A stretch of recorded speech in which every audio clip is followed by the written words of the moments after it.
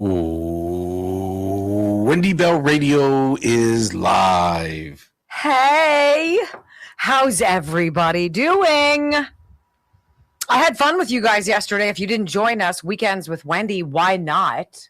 I mean, 7 o'clock in the morning, Eastern time is no problem for you guys. Question. Why not? Why not? What else are you doing? Hey, Murtak, good to see you. Like literally, what else are you doing at 7 in the morning on a Sunday? Having coffee with us? I had fun though. I have no idea what we're ever going to talk about, but it's so great to spend time with you. Hey, JD, thank you. Patriot TV is in the house. It's great to be with you guys. We went golfing yesterday. Yeah, Joe's hell of a caddy. Joe and my father-in-law and Brock and I went golfing yesterday. It was really nice. It was a beautiful day. It was. Just a beautiful day. I hope you guys had a wonderful weekend. Can I raid the stream by myself? Liberty Bell 57 asks that, Brock. I have no idea. I don't even know how to raid. You have to ask Amanda. Yeah, I don't really know what that means. She's in charge of our rating. Like, do we know what that means? It means it sends their viewers to us, but I don't know. So you'd have to have your own show? No, you have to have a following, almost, you know. Yeah, do you have a following? Like if I rated, it'd be like telling you guys. Because you're the only people that follow me. Wow. Well, I mean, I do everything from your account. Yes. Pet show. Weekends with Wendy. So what do you guys think about this Fauci stuff? I think Rand Paul is freaking hot. He is hot, and it's just personal now. He's dropping stuff left and right that is so freaking embarrassing. It would be embarrassing to anybody who wasn't Anthony Fauci. He's keeping some weird diary. You know, Joe wanted me to do that during COVID. And I did. I told you about that. He's like, you should go in the basement and just do, put the, same spot every single day and just do like an update on what happened. And I did the first one and it was 8 minutes. And I'm like, oh, hell no, I'm not doing this. No, because you can't boil down. Oh, they locked us down. Right? The kids are falling through the cracks. Everything sucks. The neighbors are losing their minds. And common sense Americans are like, what the hell's happening? Well, who wants to see that? Let's be fair. You have a 3-hour diary every day. Yeah, right. He's like, yeah, you should go do that. I'm like, no, I really shouldn't. Because then there would be some editing involved. And then it would be predicated on people giving a shit. And I'm not so sure anybody would. Sorry, That's just what I meant. Brock. Sorry, Harlan. I need this edited. No. I'm super good at stuff like that. Right. I think it's good to easily, like right out of the gates, show your incompetence so somebody who will do it for you will do it for you. Wow. It's a good playing stupid card. The damsel in distress. I've never understood this. That's why I do this. Michael edits the social media. Yes. And I, as the greatest gift to both of you, do the taxes. Okay? So everything that you do is better than what I do. Okay? Just so you know. Bookkeeping, taxes, sexy. What's going on, everybody? How you doing? Do you have a nice weekend? So we have no sponsors this week from Rumble. Doesn't look like any next week either.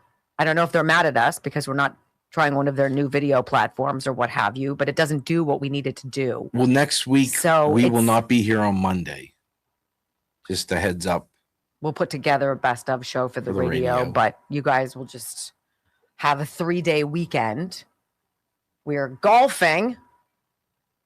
Where are we golfing? Somewhere.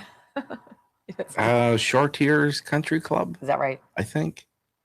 I'd have to ask our friend, my friend. Shortiers. It's kind of nice. We don't have to pack in a lot of stuff today.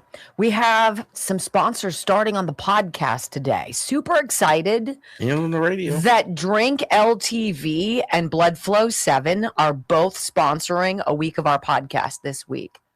They want to see how it goes. They want to see if there's reach there. They want to see how we travel, how far the brand goes. And so we're like, you guys are giving us the ability to try new things.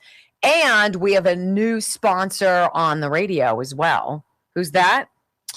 Dr. Bridget Shufo's weight loss. So it's this is bbcweightloss.com. This is something that's very interesting, though, that Brock and I have spent some time talking about, and Brock has spent a lot of time talking about. It's unlike anything that we've done before. But, we have to make, there's got to be space between past weight loss products and systems, that worked for an awful lot of people. And then you cycle through to a new one. I think you guys are going to be really interested in this new one. Really interested. Anyway, I love you and I'm glad you're here. So, hi. I don't know what my monologue is. That's a very scary. 5, 4, 3, 2, 1. Welcome to your daily dose of facts to fight off the liberal gaslighting. You can be in the middle of a hurricane. You have sanctuary in the city of Chicago. Or you can be on a calm day. North is still north. You could be in a thunderstorm. I am angry. We are not going back. Not ever. North is still north. People can yell at me. The hell with the Supreme Court. We will defy them. North is still north. It doesn't change fundamental things. And in this business, right is still right, even if you stand by yourself. We don't get fooled again. Live across the fruited plain and from sea to shining sea, we are converting the Marxist left 1 hour at a time on the Wendy Bell radio program.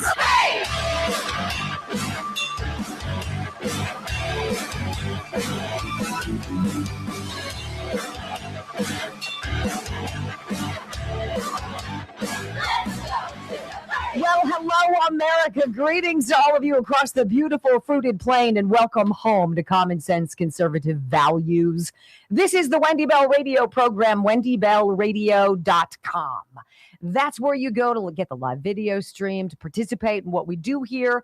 All 3 hours is put online, our podcast and everything. We believe now is a really pivotal time for us to band together. Because Shazizzle is getting real on the left, ladies and gentlemen. They're broke.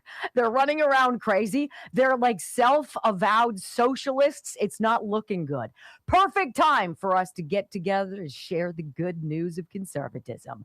Welcome home, my friends. I'm delighted you're here.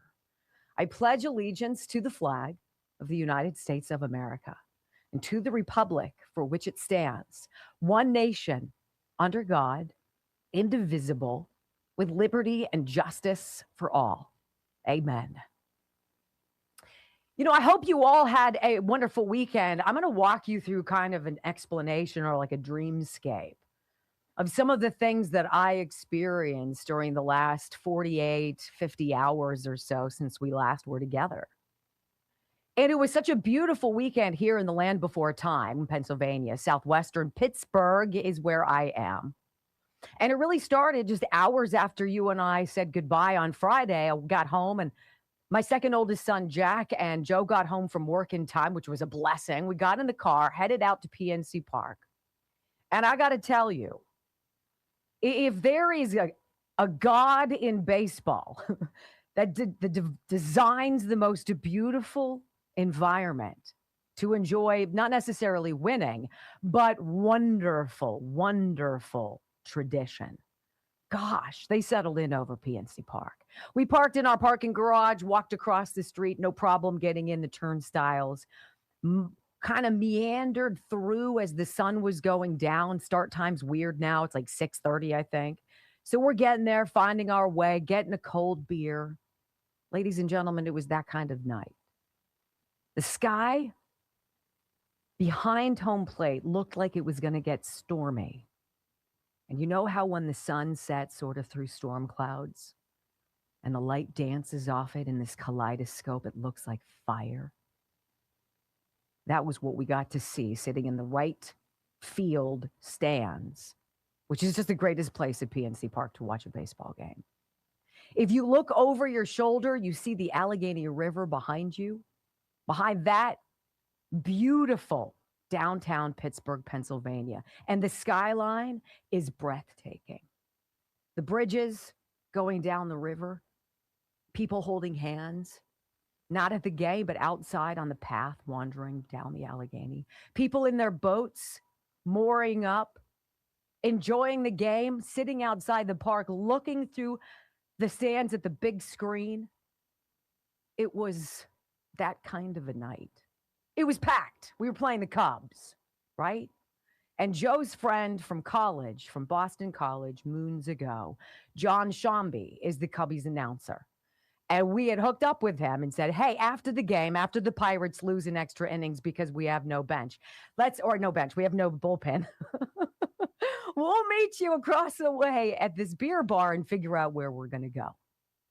And it was just gorgeous. We met him. He came over and we walked across the Clemente Bridge to the most beautiful view. There were people, kids laughing and giggling, taking pictures on the bridge, parents holding hands, walking down, panhandlers, not a lot of drug zombies, which was nice. Didn't see too many homeless, but a lot of people out, and downtown was packed. It was alive. Restaurants were spilled out into the streets. People were laughing. It was loud. You guys, it was like 9:30. I don't know about you, but I haven't been out doing something with people and being about in after 9 o'clock and how long? What a loser. We go back to Shambi's Hotel, the Fairmont, and it's this beautiful place where the fireplace in the front, the flames dancing through the window with marble floors and this glass that goes up to the second floor mezzanine to get to the bar where we had Manhattans and margaritas and tequila. And it was magic. And I'm thinking, you know what? I've been unduly harsh on my city. And as we strolled back across the Clemente Bridge to my car, I figured, no, actually, I still hate everybody. I'm just kidding. It was special. There was something in the air. There was something in the sky. There was a light, a glow, like we were in this orange bubble. Nobody was fighting. Nobody was doing anything. They were all smoking weed, but there was nothing bad going on. And it felt glorious. It's been a long time since maybe I've experienced that in this beautiful city that I love. And it makes me sad as I have to reflect on how mean I've been about some of my neighbors who are clods, who believe in all of this leftist garbage, who have given an opportunity to vote for socialism or communism, would be like, will it stop Trump? Then yes. I look at how things were handled over the last several years with nincompoop mayors who are selected because of their box checking, not because of their ability. I see people come in with really lousy ideas that always cost more but give less, as our children in the steel city of Pittsburgh slip further and through the cracks of bad education. I see on Friday night what I wanted to always be. And then it seems like Saturday morning you wake up and it's the same old thing again. I fundamentally believe that you and I are walking through this whole slideshow, this grand presentation, this theatrical production. You have to see it. You have to experience it. You had to pay attention to the people who lied to you. You had to get that feeling in your belly that made you uncomfortable. You had to start awakening and paying attention to things that, by golly, you were too busy for before because you had nothing else to do but pay attention. And then it became so obvious. And you started seeing more and more, and you started pulling threads, and you started becoming suspicious or at least involved. And you asked questions, and they shut you down, and they told you can't ask questions. This is how it's going to be.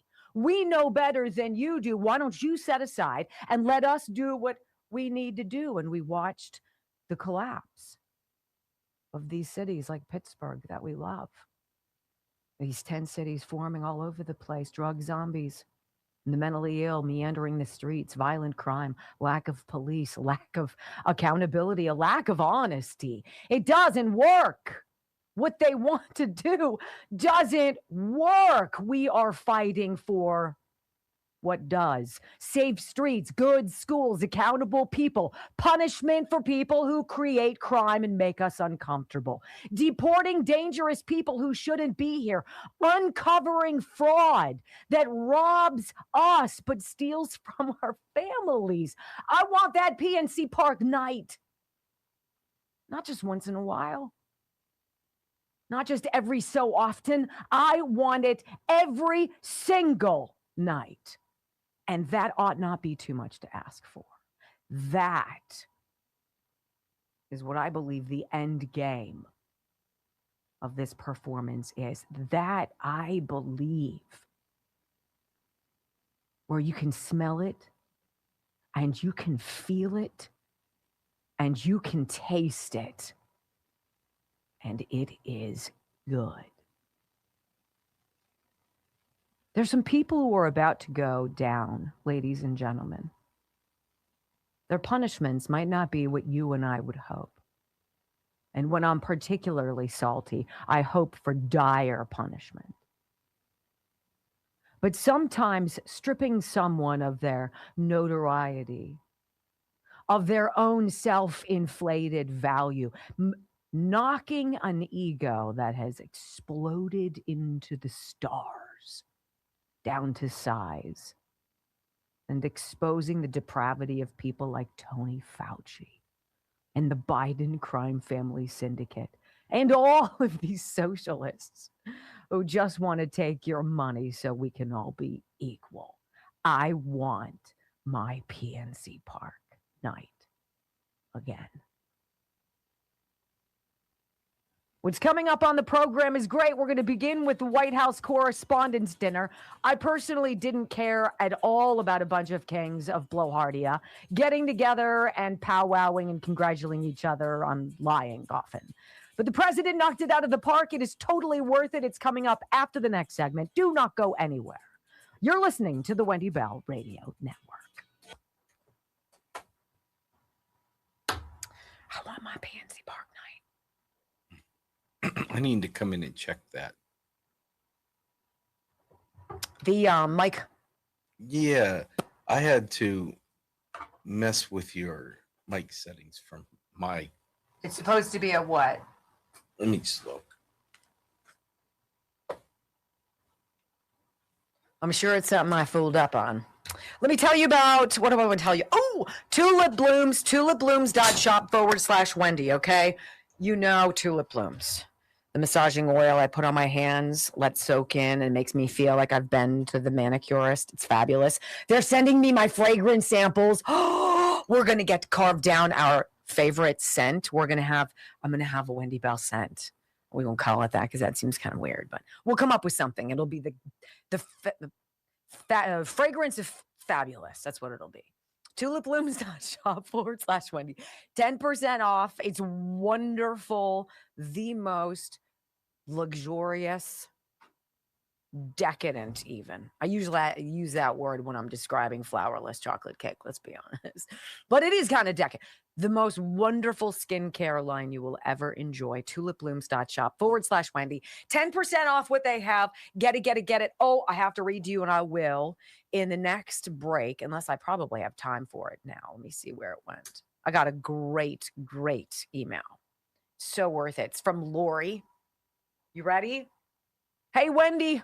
My storage closet looks like a Wendy Bell sponsor closet. First off, I take the Healthy Cell nail, skin, and hair. I also take Calm Mood and the blood pressure packs every single morning. I take those instead of coffee. I love it. Then, after my morning shower, I use Tulip Bloom's rain lotion and the castor oil. Fabulous. That's 2. I'm on month 2 of the GLP-1, and although I don't weigh myself, I go by the way my clothes fit. I do have a little bit of a gut that I'm not crazy about, but I feel like the GLP-1 is working. That's 3. I try to swim a lot since I work the second shift as a bartender. I have the absolute best flat ass God ever created. Anchor ass, as I've been told. Oh, stop saying saying that. So I'll be doing more Gains Fitness so I can plump that ass up. Anyway, thank you. I've bought everything watching you. It's improved my life. I'm very young, just turned 60, Gen Xer, and anything with your name is with your name on it, I will try. Thank you for all, and above all else, thank you for making me a smarter woman. And when the bar jukebox plays Fat Bottom Girls Africa and YMCA, I grab a stapler and I sing into it. By the way, what kind of water bottle is that? Oh, thanks, Lori. And then she writes, love you, Brock. Wow. At the very end. That's the greatest. What a great message. Thank you, Lori. That was so fabulous. Sophie, I have no idea. Did I make any sense with that, or was I totally out of the charts? Okay. Democratic Party, you guys, not looking good.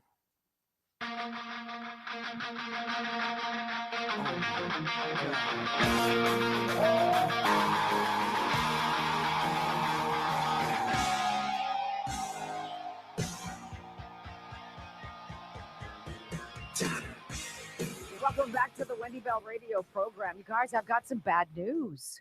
I don't know how to break it to you. It appears that the Democratic Party is broke. I'm serious. They just leveraged their headquarters, the building where the DNC is located, as collateral on a $15 million loan so they can limp through the midterms. Wait a minute. This is the party that we're told is going to rout the Republicans, take back control, assume all the chairmanships, grind any kind of progress that they had already stalled to a further halt, endlessly investigate Trump, impeach him finally, right? That's what they tell us. Well, this seems unfortunate. Well, let's check this townhall.com headline. Democrats mortgage headquarters for $15 million to bail out of their financial fiasco. Did you guys see the poll last week? It said, on all of these things, we're going to ask all these voters, who do you trust more? Immigration, border security, inflation, the economy, like anything reasonable. And it was all Democrats. They love Democrats on all of it. I love me some way the Democrats balance a budget. It's like how Kamala managed that $1.4 billion war chest and blew it, right? The Democratic National Committee, my friends, cash poor, ahead of the 2026 midterm elections, it appears, has made the risky decision to post its headquarters as collateral in exchange for a $15 million loan, according to a notice report. Note us, not us, whatever it is. It's not the first time Democrats have used the building to secure cash, according to the report. What? This, however, is the largest loan Democrats, have ever taken during a midterm cycle. The move has caused concern among Democratic leadership. The DNC chair, Ken Martin, could be running the group into the ground. Do you guys think could be running it into the ground is really an accurate assessment here? Like, let me just read you this, because this is wild. This was June 20th of this year. Ken Martin, DNC chair, right, head of the party, he puts out a Substack where he drops some pretty interesting claims. I found this. I was like, really? We've got a tale of two different stories here going on. Ken Martin's like, no, we're flush. We're good. I'm great. You kidding me? We're powerful. We got it done. And meanwhile, they're like, oh, snap. What do we do now?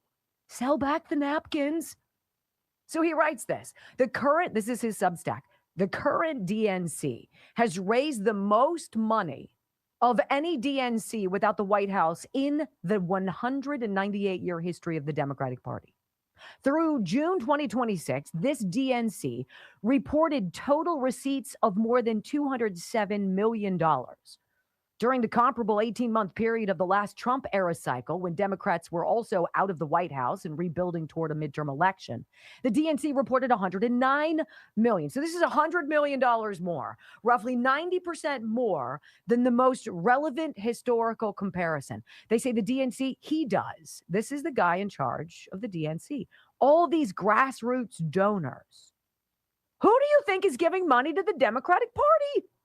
I mean, like, what?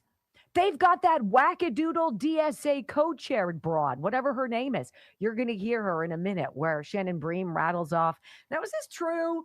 Like, is this really the platform of the DSA? You guys want to open up prisons? True. You want to close ICE? True. You want to open the borders? True. You want the government to own everything? True. You don't see how this would ruin anything? No, we don't. Really? This is what's all in, according to Ken Martin. So this is what an anonymous DNC staffer member told this publication. Take it for what it's worth. I hate anonymous. It's just Ken gaslighting us about the DNC's finances and not being transparent about the financial situation makes us doubt if he can oversee the DNC during the most important primary of our lifetime. You guys, this is a Democrat Party machine that didn't think it was going to get caught. These are people who've been stealing money, who've been using USAID money and cycling it through all of these non-government organizations through the auspices of helping all of these illegals that they invited here and said, come, please come, we'll give you the world. Just vote Democrat, right? And now all of that is closed up. The Democrats did not think that they were going to get caught. They didn't know that 2020 wasn't going to get put to bed. Why do you think they're so horny for every Republican that they interview or that they have before Congress? Who won the 2020 election? Well, that's kind of a loaded question. Now, if you want the answer, the real answer, I'll give you the answer you're looking for. Joe Biden served as the last president of the United States. He served for 4 years. We paid attention to what happened. He granted clemency to dangerous people. He opened the border. We lost 500,000 of the world's kids. Inflation went through the roof. Gas prices shot up 46%. Mortgage rates 150%. Right? We know damn well what happened. They thought they could bury it. They thought they could embarrass you. They thought they could make spectacles of a couple people and drag them and ruin their lives and show you don't want to be next, do you? But there was a freaking army of people in the wings saying, yeah, you can't do it to all of us. And as you're hitting us, we're exposing you. And who's at the helm of that exposure? The President of the United States, dropping videos on Truth Social that make you go, do you know not a one that he's posted is one that we haven't already spoken about? That is how over the mark you have been. And now we're watching the rest of a very sleepy America wake up from its trance. And they're not giving to the DNC. They're not writing checks for a party that's lunged to communism. They don't want what is being sold. Period. When we come back on the Wendy Bell radio program, the president roasting the media at the White House Correspondents' Dinner. Usually I don't care about this stuff, but it is worthwhile. And I just think, you know what? You deserve a good belly chuckle today. We're going to serve up a couple courtesy of the president. Next on the Wendy Bell Radio Network. All right. So anyway, I'm super excited. Tulip Blooms, as I've said. It was interesting how that happened, too, because Patrick from Tulip Blooms, who I'd worked out with, and I was like, look, I've run out of your product, and I want to do something with you. And he had sent me one of their lotions, and it was like a cottonwood or sandalwood. And it just bothered me. I was like, that smell is like, oh. He's like, really? What are your favorite fragrances? And it's 2 colognes, one that my boys use, and then this Disney air freshener that just reminds me of happier times before I realized how much people suck. And so Patrick took those scent profiles from the colognes and from the Disney spray and he's put together some vials that I'm supposed to try and see if one would be something that I would love to wear as my signature scent. And I was like, yeah, absolutely. So anyway, that's coming today. It's super exciting. If he could get one for me with cigars and beef and Sawdust. Brock's is called Man scent. meat. It's called man. Meat. If it was called meat, I would buy it. I would buy it and I would wear it. Absolutely would. Absolutely would. Love it. All right. Who do we want to talk about? Oh, Wendy loves gold. Wendy loves gold. Remember, I know I say this to you guys a lot. There's something that is extraordinarily comforting about having some money that's not tied up in something, that's not connected to the stock market, that gives you some breathing room if all hell goes to, or whatever, you know what I mean. That's gold and silver. That's platinum and palladium. These are precious metals that we can buy and hold in our hands. I have some that I have physically. And then you can also open up a gold-backed IRA. And the value of these metals historically has been, I mean, it's like a 7,000% increase since we left the gold standard in 1971. I mean, it's huge. And the people at wendylovesgold.com, 855-927-5557, they really want to make a connection with you to give you that peace of mind and kind of make you a geeky collector. I'm kind of a geeky collector. I geek out over this stuff. It's like, I want more. It's like a tattoo. Once you have one, you're like, okay, I'll have 50. That's just the way it goes for most people. It's like riding a Harley Davidson. Changes your life. Anyway, I'm sure our friends at Texas Bullion are like, what's she talking about? WendyLovesGold.com. Okay. I do love them. They're fantastic. Diversification is the key, folks. I walked 17,000 steps on Saturday. 17,000 steps. I think 3,000 or something like that is a mile. So I walked and did all sorts of yard work, picked up sticks, fiddled with Murphy out there in the trails. Thank God for Blood Flow 7. Then golfed. And then golfed the next day. It was a good weekend. Let me say this, since it's not in the description on the Rumble page, but I don't want you guys to miss out. If you heard me give the dbcweightloss.com, if you want to try any of your things, the radio people get 10% off with the promo code WBR. So what's the link again? DBC Weight Loss. DBC. What does that stand for? Dr. Bridget Shufo Weight Loss. DBC Weight Loss.com. So if you check it out, if you do, if you don't, promo code WBR. Got it. I don't want you guys to not get the same promo that the radio people get. Yeah, she's getting into some really interesting stuff that we're monitoring, and it could be very exciting for people with some problems, not just losing weight, but then losing the residual fat. Yeah, that's kind of left behind, and what she has is very exciting, to the point where Brock is talking about it. Yeah, because you guys know I lost a lot of weight, lost 70 pounds, but it's that visceral fat that you just can't shake. Yeah, you know, it doesn't just go away. The spare tire, right? We'll see. We like to drop things on you early and often, so. It's great to be with you guys. What's happening?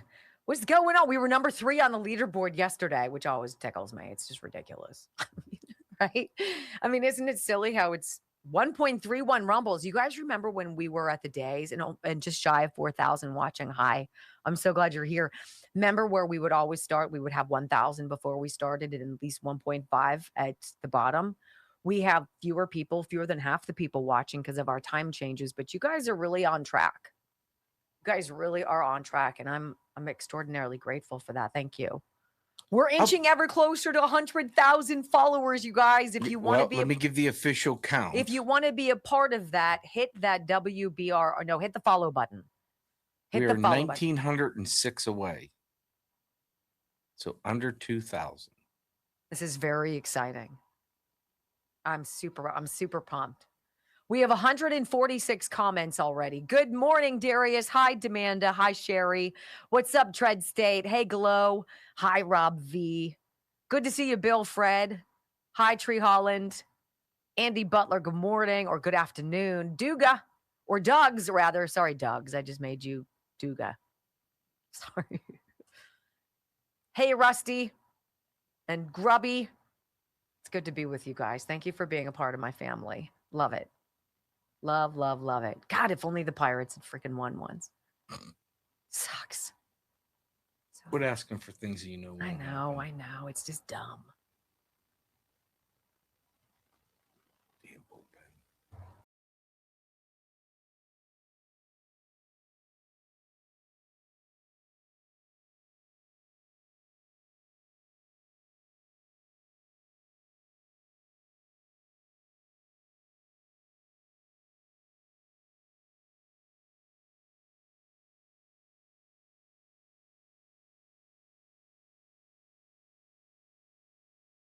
The show when you're listening to my voice and you're saying, who the heck is this? Look, I'm a very common sense woman.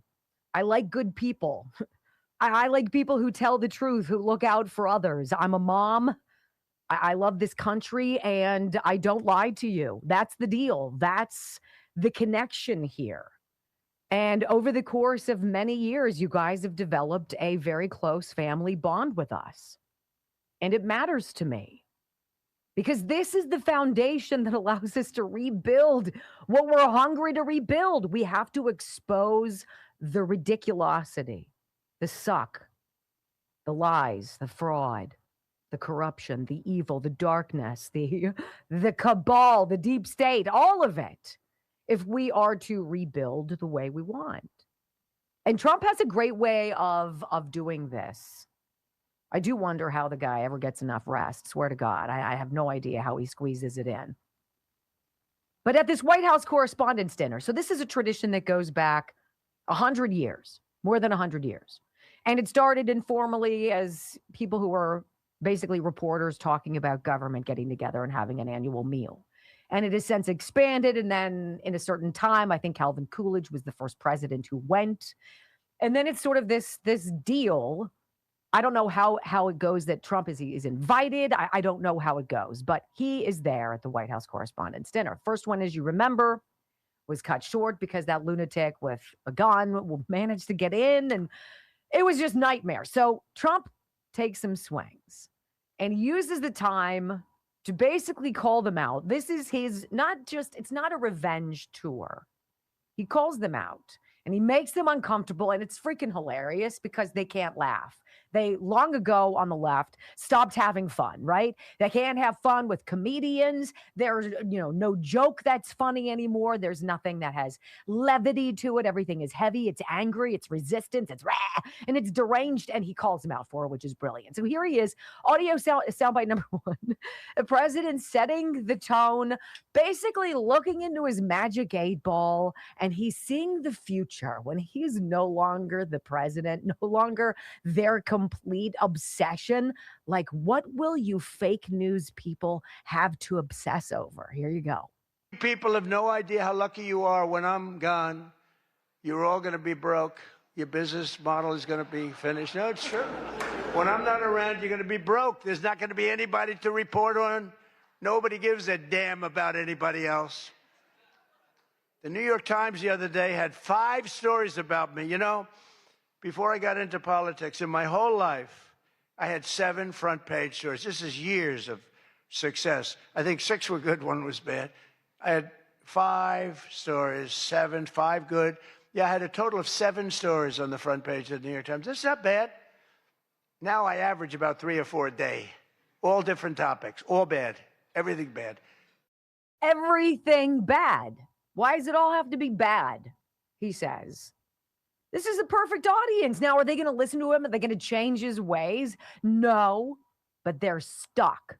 They're fish in a net, and he's the dude holding it. He says, you know what? Let's talk about this wonderful meal we all just shared. Chateaubriand, Maine lobster. What a night that we can essentially thank RFK Jr. for. This is a great one. Listen.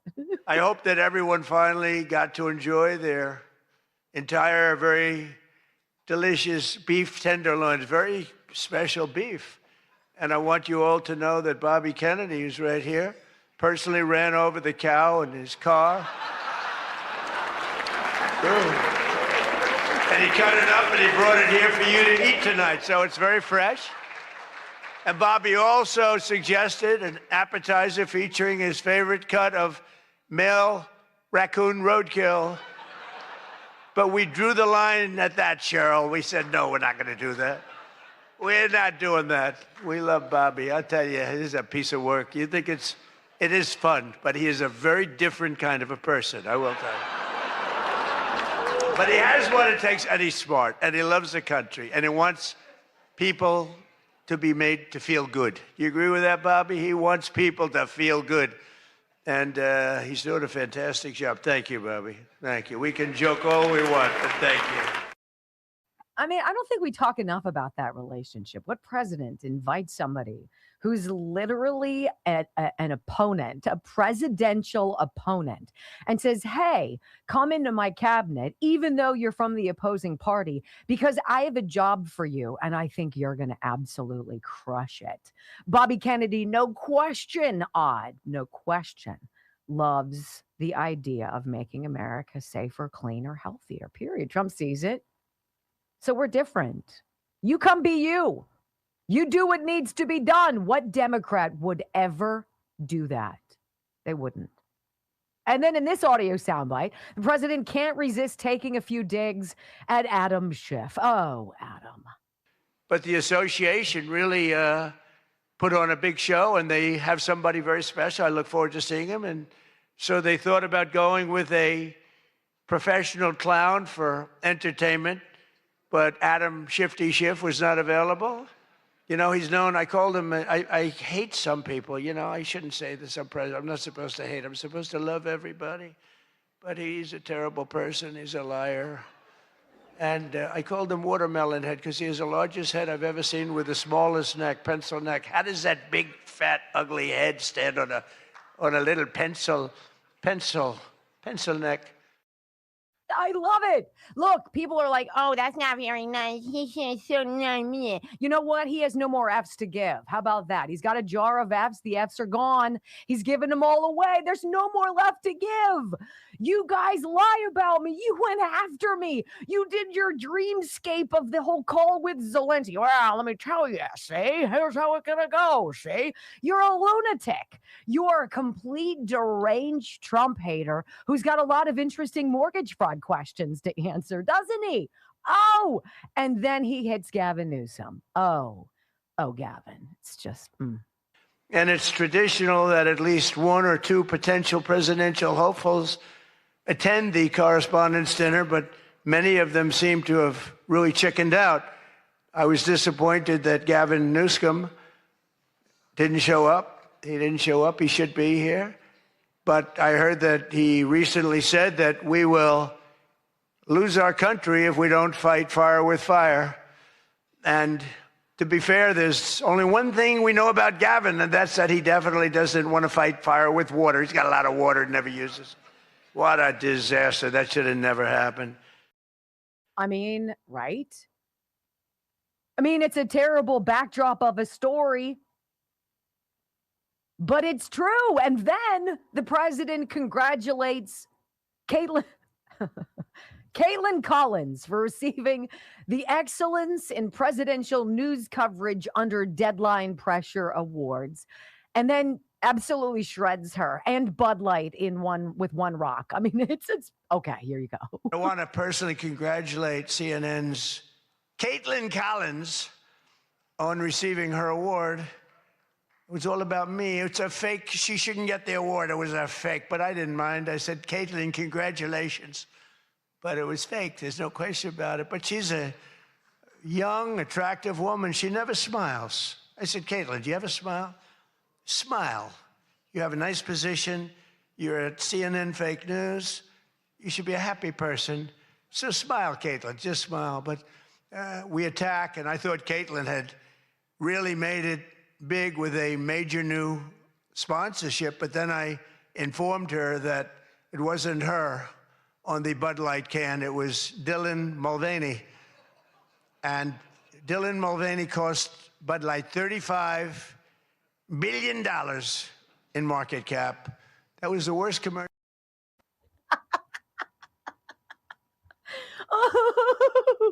I'm sorry. That's not nice. She was very upset too. Wow. She was hacked off, and I don't really care. We're going to skip what she said. And then Trump drops this at the end. Some breaking. That's just in breaking news. We are all doing good together. That's why tonight, to show just how much I care about the press, and I want to save your ratings, I'm pleased to announce my intention to, and this is somewhat of a scoop, my intention to run for a 4th term as President of the United States. I will be doing that. I will be having an official, in fact, I think I have, I won 3 times. Now I'm going to do it again. Thank you. I'm going to do it. Should be easy. I'm getting very good at running for president. No, I won 3 times, did very well the 2nd time, by the way. Oh, I mean, come on. Where else is he going to have a captive audience that's so guilty of so much of the garbage that has snarled the progress that you and I voted for? Now, the best part of this, it has me remembering when Steve Bannon said to that broad that Elon Musk skewered the other day, the woman who's the editor-in-chief of The Economist. And this Steve Bannon said this, I think before 2016, or I don't know when it was, but he's like, look, we need another term. He needs to come back in 2028, and he will. And I was like, wow, this is how you needle people. Listen. He's going to get a 3rd term. So Trump 28, Trump is going to be president 28, and people just ought to get accommodated with that. So what about the 22nd Amendment? There's many different alternatives. At the appropriate time, we'll lay out what the plan is, but there's a plan. We had longer odds in 16 and longer odds in 24 than we got in 28. And President Trump will be the president of the United States, and the country needs him to be president of the United States. We have to finish what we started. Trump is a vehicle. I know this will drive you guys crazy, but he's a vehicle of divine providence. He's an instrument. He's very imperfect. He's not churchy, not particularly religious, but he's an instrument of divine will, and you can tell this of how he's pulled this off. We need him for at least 1 more term, right? And he'll get that in 28. Can you imagine what everybody thinks when they hear that? That was recent, obviously. We have to finish what we started. I think that's exactly what's going on. I think what we're going through right now isn't President Trump's 2nd term. We're setting the table, right? The linens have been pressed. The China's out. And every single day, there's a new thing added to it. Whether it's a salad fork or one of those weird appetizer things, the little appetizer prong forks, right? Little things, right? That's what they're setting. And the food is about to come out, ladies and gentlemen. It might not be Chateaubriand and Maine lobster, but it's coming. When we come back, brainwashing millions of people. I mean, it takes time, right? It takes human psychology. People want to belong, to feel like they're part of something big, even if it sucks. Anonymous on how the Nazi Party was able to persuade millions of people to get behind the unthinkable and what we can learn from it today. Next on the Wendy Bell Radio Network. I love it. I loved it. I don't even care what Caitlin Collins says. I didn't even read what she said. She tried to take the high road and be like, he doesn't determine my value. Only I can determine my value. Well, we all know that's true. He was making fun of you, right? It's not meant to be a wounding blow to your psyche. He's like, smile. It's like, just smile. It's not complicated. So I thought it was brilliant. I was going to put a couple in later down the road. And then I was like, no, we need this. And you know what? I don't care when people say he's mean. I don't care. I don't care.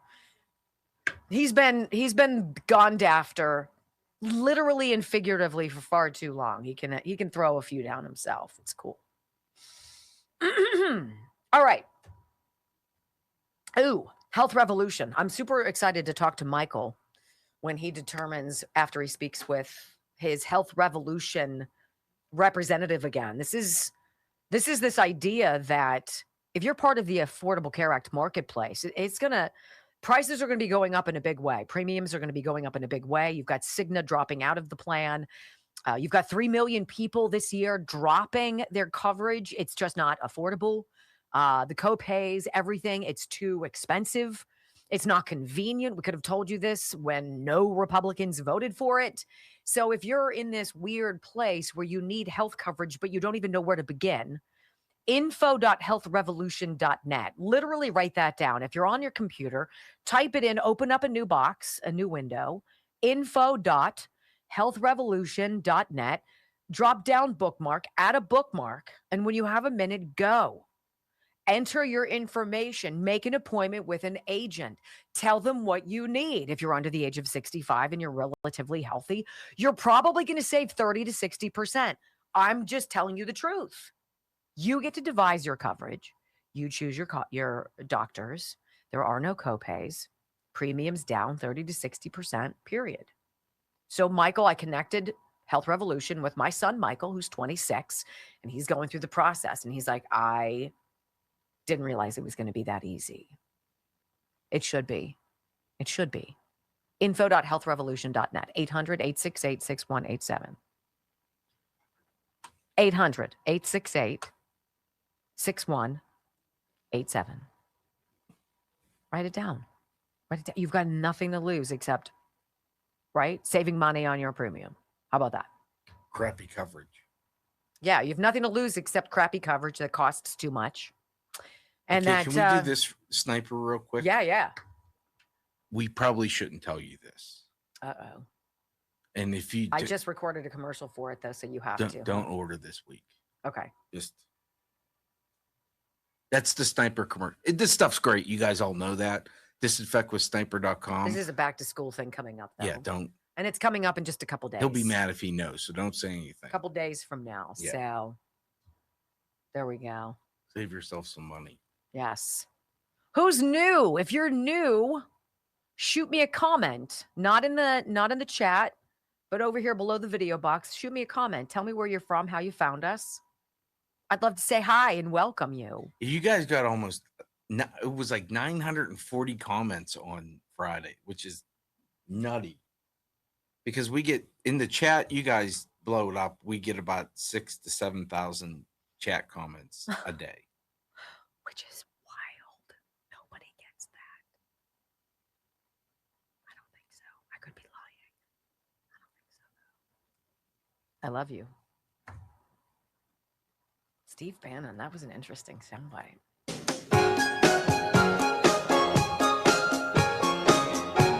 Welcome back to the Wendy Bell radio program. You know, this psychology that we all have been walking through together. It's so interesting. And I think there's no greater example of this whole group think or weird think mentality that we've seen than what COVID flushed out. You know, COVID showed us visually. There were true believers, right? People who would walk around scared to death. Stay away from me. Masks, right? Holsters with sanitizer. They had extra PPE in case anybody wanted it. They were totally freaked out, followed the rules. Oh my God, I got my COVID test. I got my shot. I got my shot. I got my shot. I got my booster. There's that. And then there are people who are like, kind of feels like the flu. Feels a little too forced. How is it that the psychology of some people, you can bring them along and others don't fall for it? Well, Anonymous, our friend from Deepfake Quotes on X, put together a great video on something that's not too dissimilar about mental coercion and turning something abnormal into something normal. And it's about Nazi Germany. This is exactly how the Nazi Party was able to persuade millions of basically ordinary, normal, good people to support ideas that ultimately brought suffering and death to others and catastrophe to Germany itself. This isn't a monologue necessarily about politics, rather, but an historical exploration of human psychology, because history tells us what happens. I've carried a question with me for years. How did the Nazi Party persuade enough ordinary people to support a movement that would ultimately destroy millions of lives and devastate their own nation? I've never believed the answer was simply they were evil. That explains the crime. It doesn't explain the process. The question that has always interested me is, what did the Nazi Party understand about human psychology? History suggests people rarely accept the unthinkable all at once. It happens gradually. Ideas repeated often enough begin to feel familiar, and familiar ideas begin to feel normal. People want to belong, to feel part of something larger than themselves. Complex problems become simple stories. One explanation, one cause, one enemy. Labels replace names. Neighbors become categories. Individuals become stereotypes. And once we stop seeing the individual, it becomes easier to justify the unjustifiable. Change is often gradual, a boycott, a restriction, a law, a right removed, each step making the next seem ordinary. Looking back, the path seems obvious. Living through it, perhaps it wasn't. The Holocaust was, first and foremost, the attempted annihilation of Europe's Jews. But the Nazi regime did not stop there. It also persecuted and murdered many others it considered undesirable. People with disabilities, political opponents, Jehovah's Witnesses, gay men, and others. Once the process of exclusion begins, history suggests the list rarely gets shorter. It grows. The reason I study this history isn't to judge the people who lived then. It's to better understand ourselves. Because if these were uniquely German traits, there would be very little to learn. But if they are human traits, history becomes a mirror. Not a mirror of Germany, a mirror of ourselves. And perhaps that's the question worth asking today. Whenever we see people judged by labels instead of as individuals, whenever fear replaces understanding, whenever belonging becomes more important than truth, perhaps the question is not what would they have done. Perhaps the question is, what would I do? My friends, we are all anonymous. Part of that was that people want to belong. People want to belong to something. And people who are isolated via, who knows, indoctrination in school, who are fed a diet of America is bad, and if you're white, you're even worse. People who are demoralized through the entire education process, perhaps, by the triggered left-wing curricula, graduate with meaningless degrees that make no money, and then are penniless and pissed. And instead of looking at themselves in the mirror and saying, dang it, I should not have followed that. I should have thought for myself. I should not have found comfort in this idea of belonging to something that is crazy and un-American, right? That's where we are. That's where socialism bleeds into communism. Sounds enticing for those who hate you for not taking the bait too. Now, somewhere down the road, there's going to be a fascinating study on why some people fall for it and others resist it.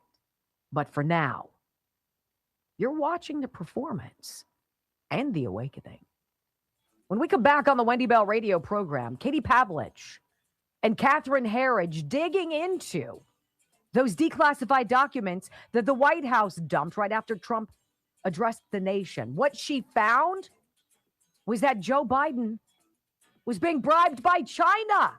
Are you ready? Buckle up next. You already knew it on the Wendy Bell Radio Network.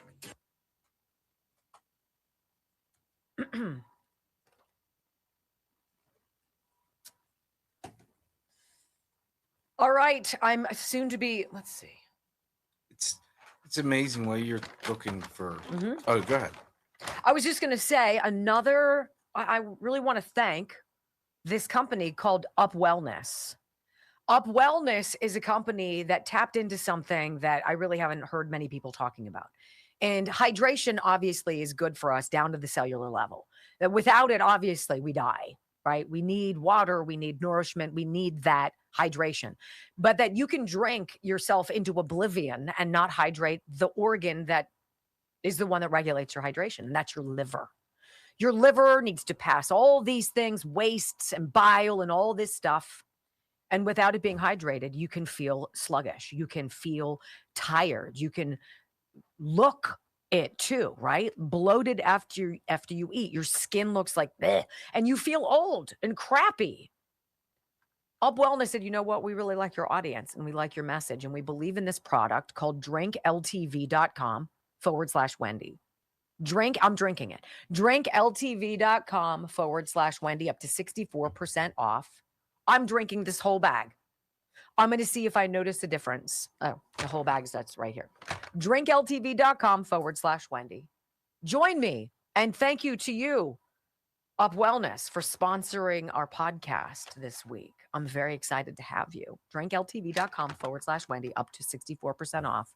If what I described sounds like you, this could be your problem. And it's delicious. It's citrus. It's very tasty.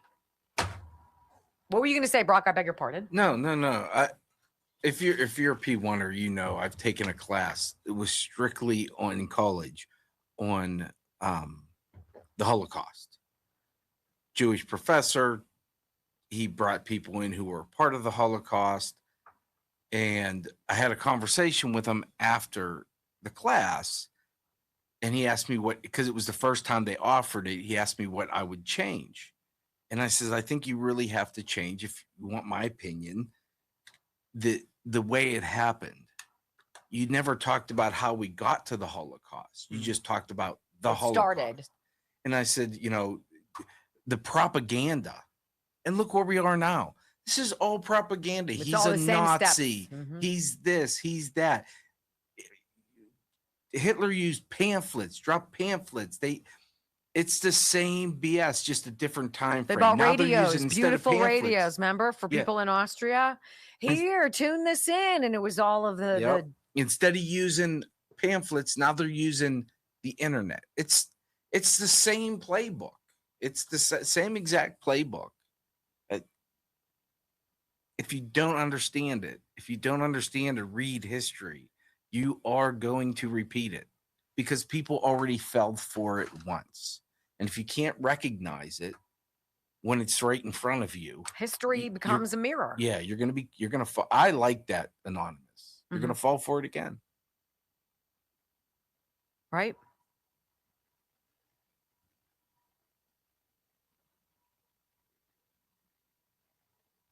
All right. Ireland Contracting, you guys. IrelandContracting.com, 1-800-NEW-ROOF. I know I'm going to I talk about them every day. I've talked about Ireland Contracting, Gary and Diane and their son, Dan, and all of the family, and all the stuff that they do. And at some point in Western Pennsylvania, you look at your house and you're like, dang it, I absolutely need to actually take care of this.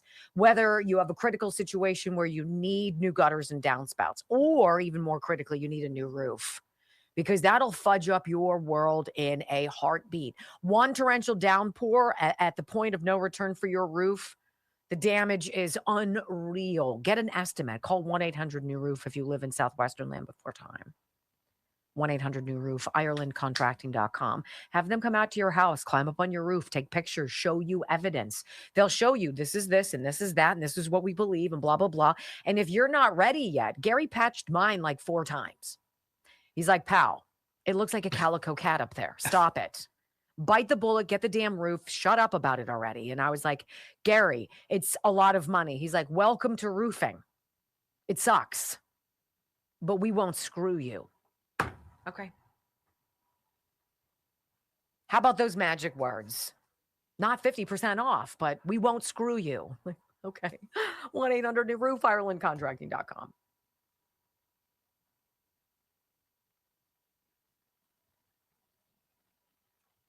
We're also making moves, as we said yesterday on Weekends with Wendy.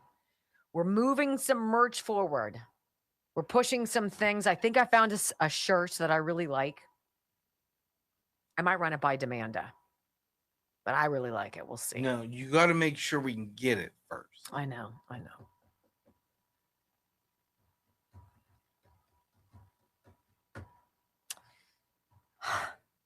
I still like the shirt that I like. No,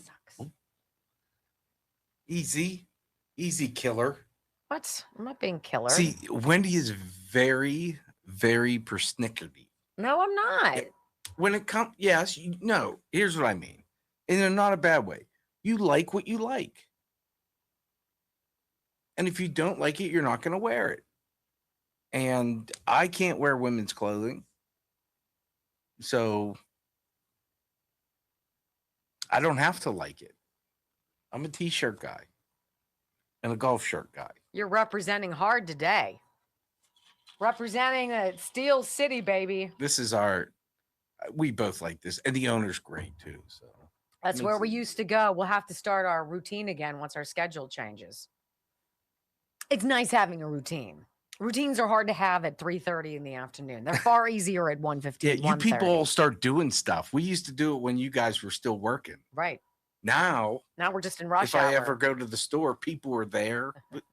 Who wants to deal with that? Wow.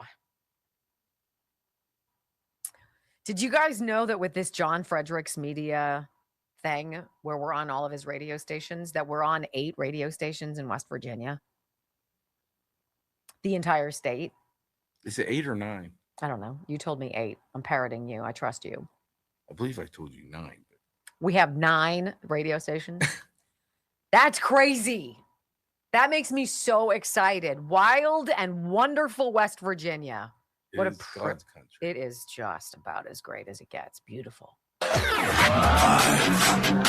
4, 3, 2, 1. Wendy Bell.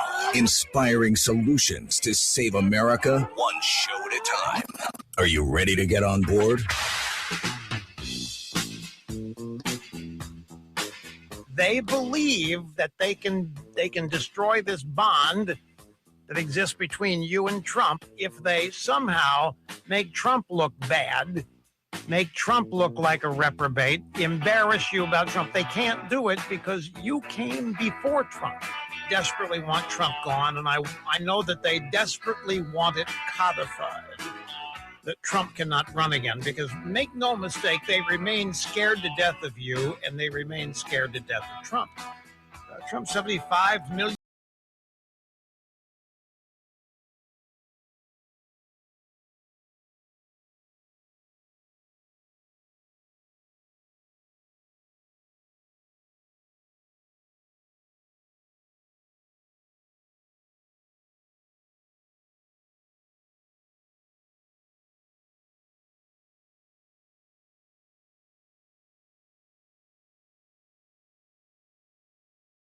Can't separate you from Make America Great Again.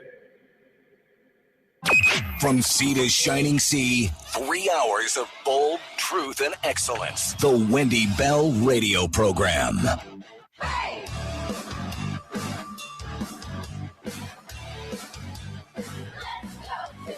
Welcome back, my friends. Hour number 2 of the Wendy Bell Radio Program is live and on the clock. WendyBellRadio.com. Join the live video stream all 3 hours. You are always welcome to join our army. Okay, so which sounds worse to you? We're going to play a little game. That the Bidens were being blackmailed by China? Or that the globalists infiltrated the CIA and FBI and ran a shadow government behind Trump's back? Like, which one do you guys want to chew on right now? You got to love 2 women who I think are among the best right now in media. And I'm going to say I have a little bit of an eye for this. It's what I did for many, many years. These 2 girls, ladies, women, are talented. Katie Pavlich over at News Nation, Catherine Herridge, formerly of CBS, Fox News, yada, yada. She is a tenacious investigator, truth teller. One would never know her political proclivities because she just relies on what she uncovers and what she finds from the officials that she reaches out to. And so Catherine is continuing to dig into the declassified documents that President Trump and the White House they put out there after President Trump's election interference speech of that Thursday a few weeks ago, that the networks didn't cover it. Katie Pavlich introduces Catherine Herridge she says, look, we're going to talk about this woman. And this is a name you're going to hear pop up. It's Nikki Flores, Floris, Nikki Flores. At the time during President Trump's, I think this is in the first perhaps in the first administration, FBI's Deputy Assistant Director in Counterterrorism. Catherine Herridge tells Katie, this gal, Nikki Flores from the FBI, asked for an audience with Ron Johnson and Chuck Grassley, senators, powerful senators, wanted a preemptive meeting for a very specific reason. I want you to hear this. Listen. You were here last time. This president had just given his speech from the White House. We've gone through some of the documents, but you've had some time now. What additionally have you found? I think the big record that stands out is this instant messaging with a very senior FBI official who does counterintelligence, who describes this shadow government. But what's significant about Nikki Flores is that you need to really start to connect the dots. And since the release last week, I spoke with Senator Ron Johnson, and he confirmed to me that in August of 2020, so right about the same time that the Chinese election influence operation was being suppressed, he said Nikki Flores came to him and Senator Grassley and did what's called a defensive briefing. A defensive briefing is given by the FBI when they think that you are the target of a foreign disinformation campaign. In this case, they were briefed about Russia. And Senator Johnson told me he believes this was an effort by the FBI to discourage him and Senator Grassley from pursuing the Hunter Biden laptop, and that this whole defensive briefing was designed to lay the groundwork for that larger obfuscation, which was that the laptop was not credible and it was not authentic. This is what I love about the grand conspiracy that the FBI under Kash Patel and the CIA under John Radcliffe are pursuing, and that's exactly what Tulsi Gabbard was doing over at ODNI. Herridge goes on. She's like, look, the anchor here, Katie Pavlich, says, so it seems like there's a pattern. We're seeing patterns of covering up actual news, actual fraud, actual interference, government interference, and dropping the smokescreen over here to divert our attention to this other area, Russia. So is that true? Is there a pattern of unelected bureaucrats who thought they knew better than President Trump, so they kept necessary intelligence from him? Is that true? It seems that we're looking at a pattern here of the intelligence community getting information and then deciding what they think should or should not be briefed to senior officials, including President Trump in particular. Is there a pattern, whether it's COVID or the Hunter Biden laptop or Chinese influence, depending on a political narrative? I mean, why is certain information relayed and other information is not? In the last week, I've been speaking with a very senior member of Director Gabbard's investigations team known as the DIG. And what they told me is that they did see a pattern where there was a sense or a feeling in the intelligence community that they just knew better. They had to save President Trump from his own instincts, from his own tendencies, and that there was very much a globalist view, and they had to preserve a globalist view. So whether it was downplaying or suppressing intelligence about the threat from China, whether it was giving a pass and calling the Hunter Biden laptop Russian disinformation, there was this level of a bureaucracy, a kind of conspiracy that was making decisions about the kind of information that should be reaching policymakers and ultimately the commander-in-chief. And so really a great hat tip to the X account Wall Street Apes, because the guy behind that handle digs deeper into what Catherine Herridge just says and finds indeed a shadow government pulling the strings. Listen. What we're learning in this video is that there is a shadow government, that the FBI is in on it, and that the CIA is in on it. But what I want to just highlight here is that this is nothing new. Do you remember Ted Gunderson? So this guy was a very senior person in the FBI. He held multiple senior roles in the FBI.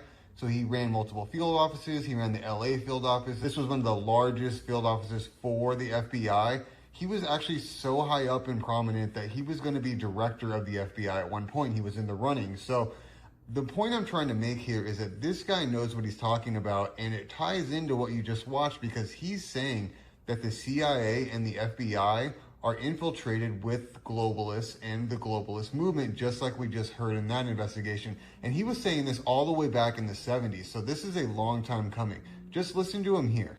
Look what's happened in the last 23 years. A disgrace. I personally investigated the Oklahoma City bombing case, huge cover-up. Jack Kennedy's assassination, huge cover-up. Bobby Kennedy's assassination, huge cover-up. World Trade Center, huge cover-up. Terrorism. They're using it as an excuse to take away our constitutional rights and our civil liberties. The Illuminati, Bilderberg, New World Order, globalists are the element behind this.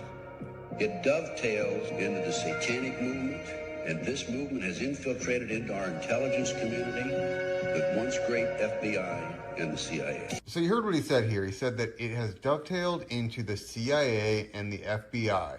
So this is something he said years, decades ago, and it's still happening. To the degree that Chris Wray, as he was still FBI director in 2023, went to Davos, Switzerland to speak at the World Economic Forum. Why? Why? Because the globalists long ago had infiltrated these two agencies, period. And then Wall Street Apes goes on. Heritage says China was blackmailing the Biden family and that there is a willful blindness, she says, on the media not to report it. Oh, boy. What we saw in the release of the records, which I'm afraid, I think, in the media or legacy media, there was kind of a willful blindness.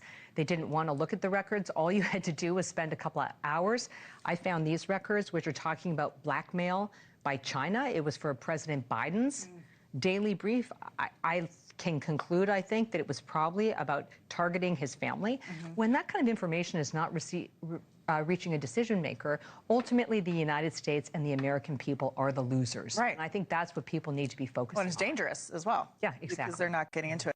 So this is wild. So in these documents she's holding right here, we're being told is information and evidence that the Biden family is being blackmailed by China. This is something that we all thought was happening, but now there seems to be proof. Now, we're not being told what the proof is, but she's saying that it is there, and I'm sure it will be released. So we can speculate a little bit. I found a clip that I shared a while back, and I think that we'll just revisit it right now. Here it is. And this is on CNN, and what they're saying right here is that the Biden family admitted in court that they were being paid off by Chinese companies. So I think it's worth listening to this after what we just listened to in that previous video. And Kristen, Glenn Kessler from the Washington Post had a fact check about Joe Biden from earlier this month, noting that Hunter Biden admitted in court in July that he was in fact paid substantial sums from Chinese companies. Kessler wrote, Hunter Biden reported nearly $2.4 million in income in 2017 and $2.2 million in income in 2018, most of which came from Chinese or Ukrainian interests. But this. So right there, let me just stop it right there. So right here, the Biden family is being paid millions year after year from China. I mean, it doesn't get any clearer than this. They wouldn't get caught. That's the story. And all of this information was unveiled already by House Oversight Committee Chairman James Comer. It's all put out on a PowerPoint presentation. It's been indexed, the whole damn thing. The question is, where is the freaking accountability? Because when you sell out to a foreign country, there's a word for that. Treason. When we come back on the Wendy Bell radio program, the same Californians who just allegedly voted for a monster sales tax increase just also obliterated Gavin Newsom's gas vehicle ban. Like, one of these things is not like the other. What is it? Next.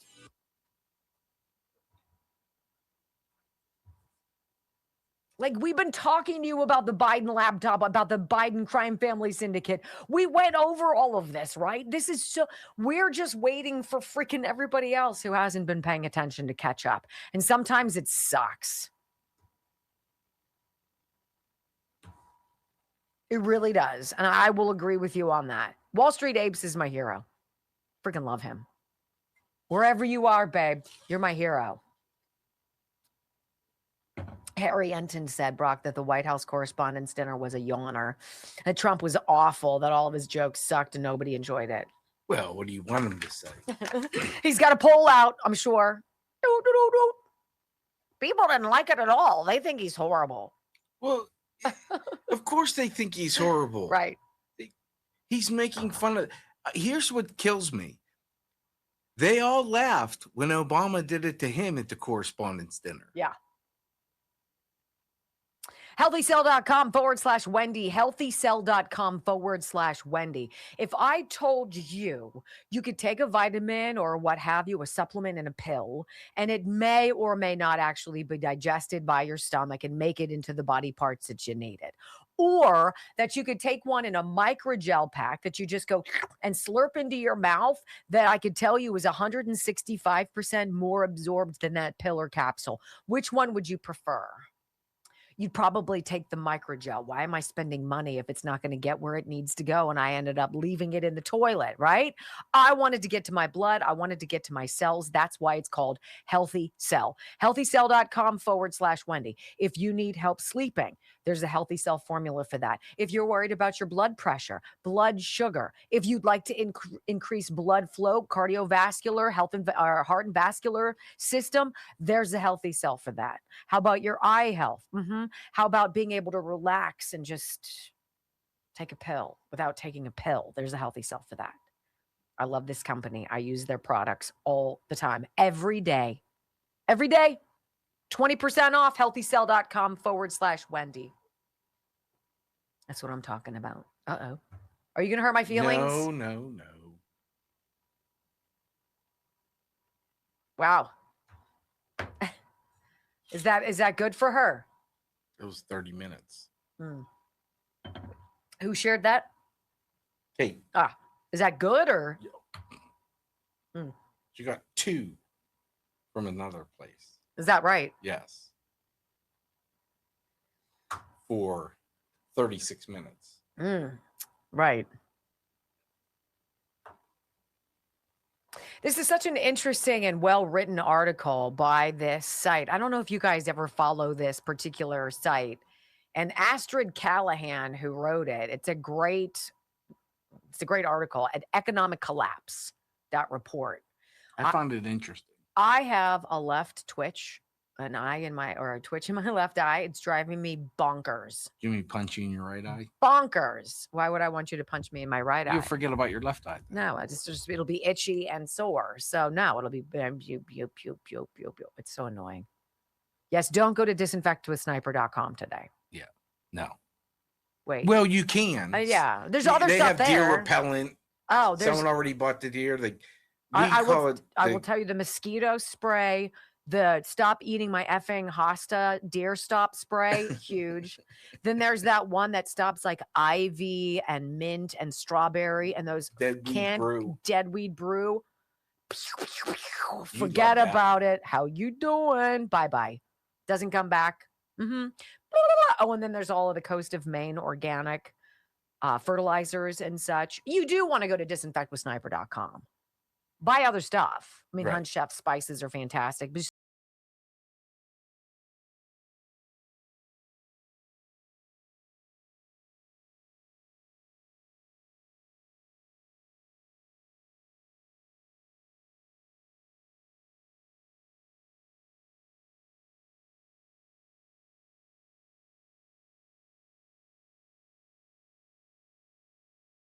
Collapse.report. Great website.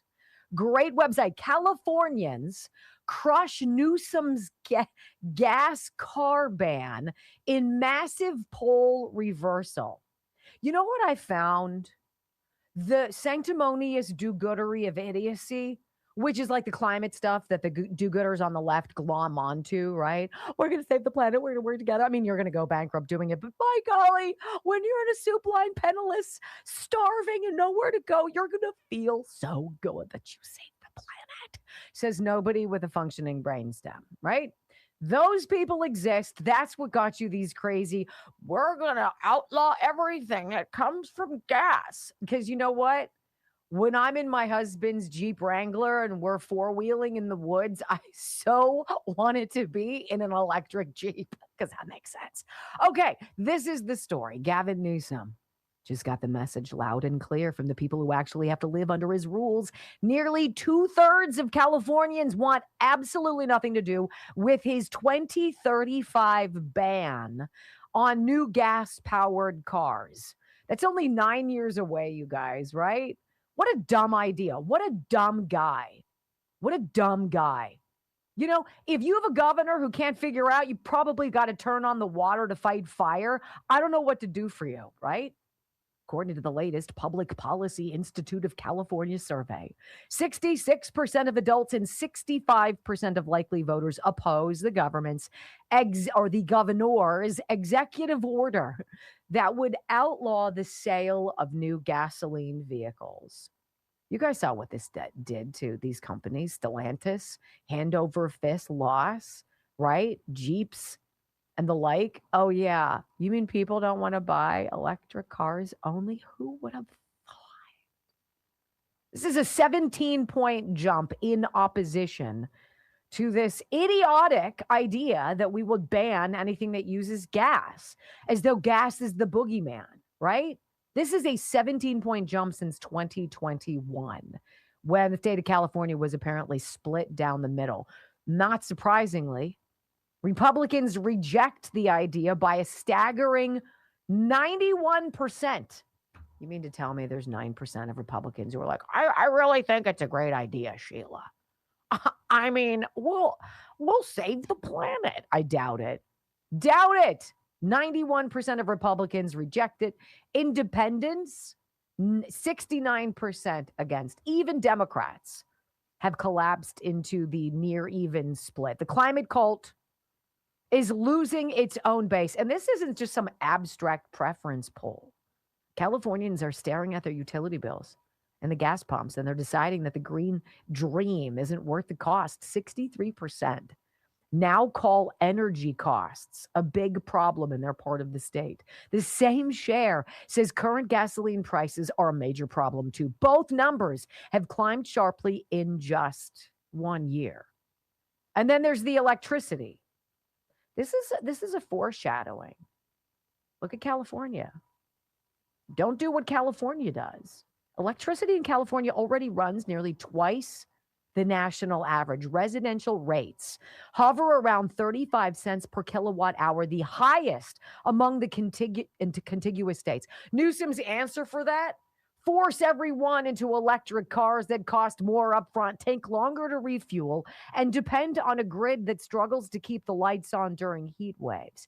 Because that makes sense. So you know what? I'm sorry, Ken Martin. You can write every Substack in the world trying to allege that you raised $100 million in the last period, more than you did last year as a party. When you've got to leverage your own Democratic headquarters as collateral to get a loan to limp through the midterm elections because you don't got the dough, this is a cautionary tale. This is how Democrats view money. Don't vote Democrat and you won't go broke. The same poll shows only 1 in 5 Californians is extremely or very confident the state will build enough charging stations. Are you kidding me? See,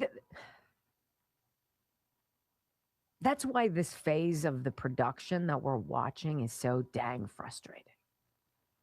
Because well at the beginning in 2021, when that idiot Gavin Newsom was like, wow, we're just going to ban all gas-powered cars. We're going to fundamentally change everything. We're going to screw up auto manufacturing to a degree that one couldn't even fathom. And we were like, that is just the dumbest idea ever. And we're on to it. Everybody else was like, no, I need somewhere to belong. I need to be a climate alarmist, right? And that's how it goes, ladies and gentlemen. The awakening of America. Telling the truth about 2020, what really went down, is never going to get old. In fact, it's just starting to heat up a little bit. Where are all the people parroting, there's no proof? Because we got some for you in Pennsylvania. Next. I'm going to go to the bathroom.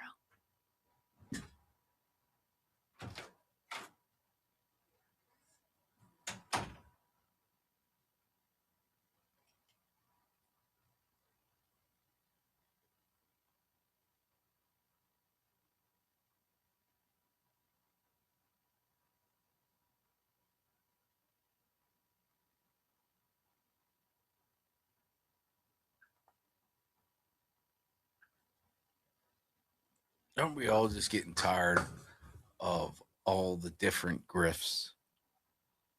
Climate. Geez, there's so many. There's the climate grift. There's the healthcare grift.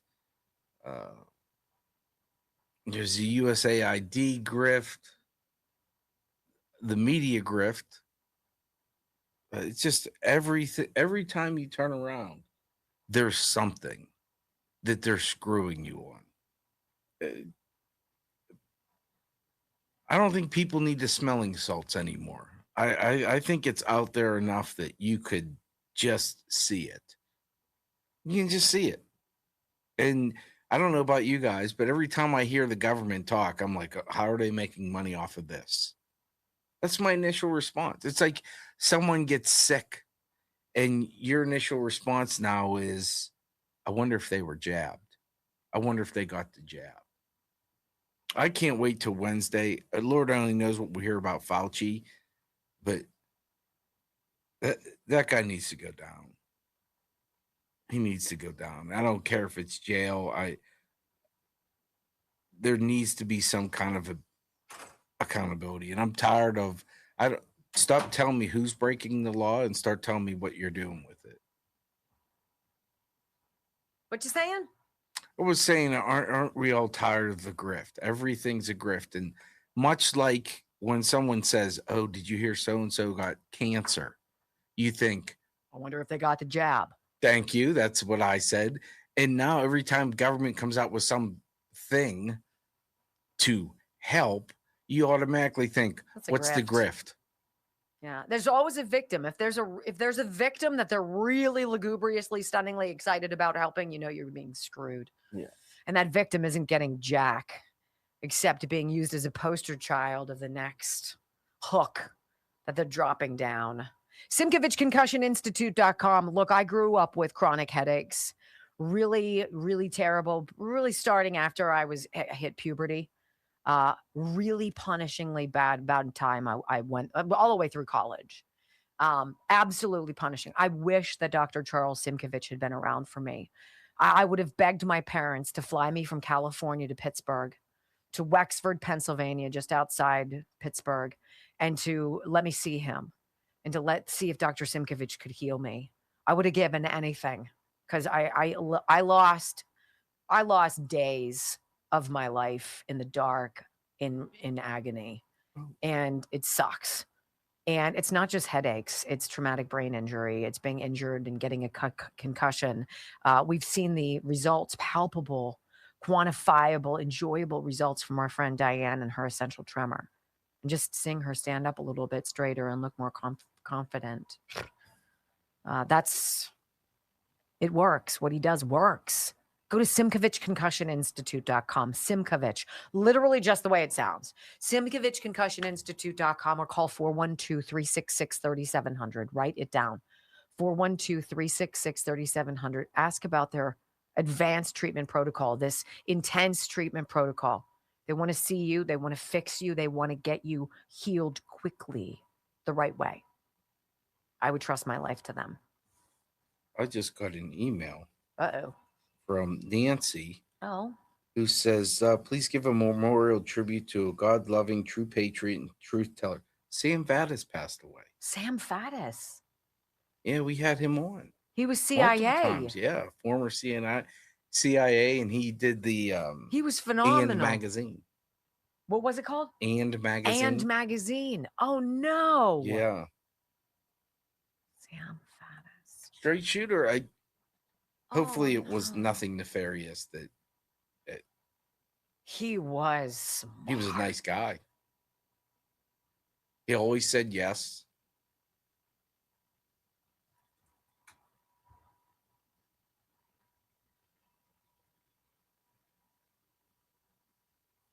Yes. He died on the evening of July 25th, Saturday, at the University of Pennsylvania Hospital in Philadelphia. What was the reported cause of his death? Let me see. Let me see what liberal perplexity is telling me. Aortic dissection. same Aortic way, what? the same thing that killed Mitch McConnell. Who? Not my Mitch McConnell. Oh. Lindsey Graham. Excuse me. Oh, okay. Reported cause was aortic dissection linked to underlying cardiovascular issues. Like I said, That's a shame. my cousin died of that. It's extraordinarily painful, apparently.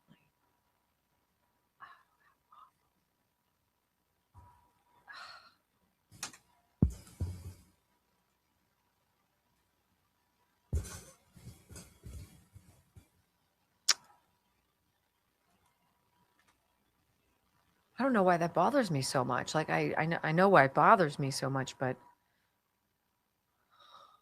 how awful. It was great. It was honest.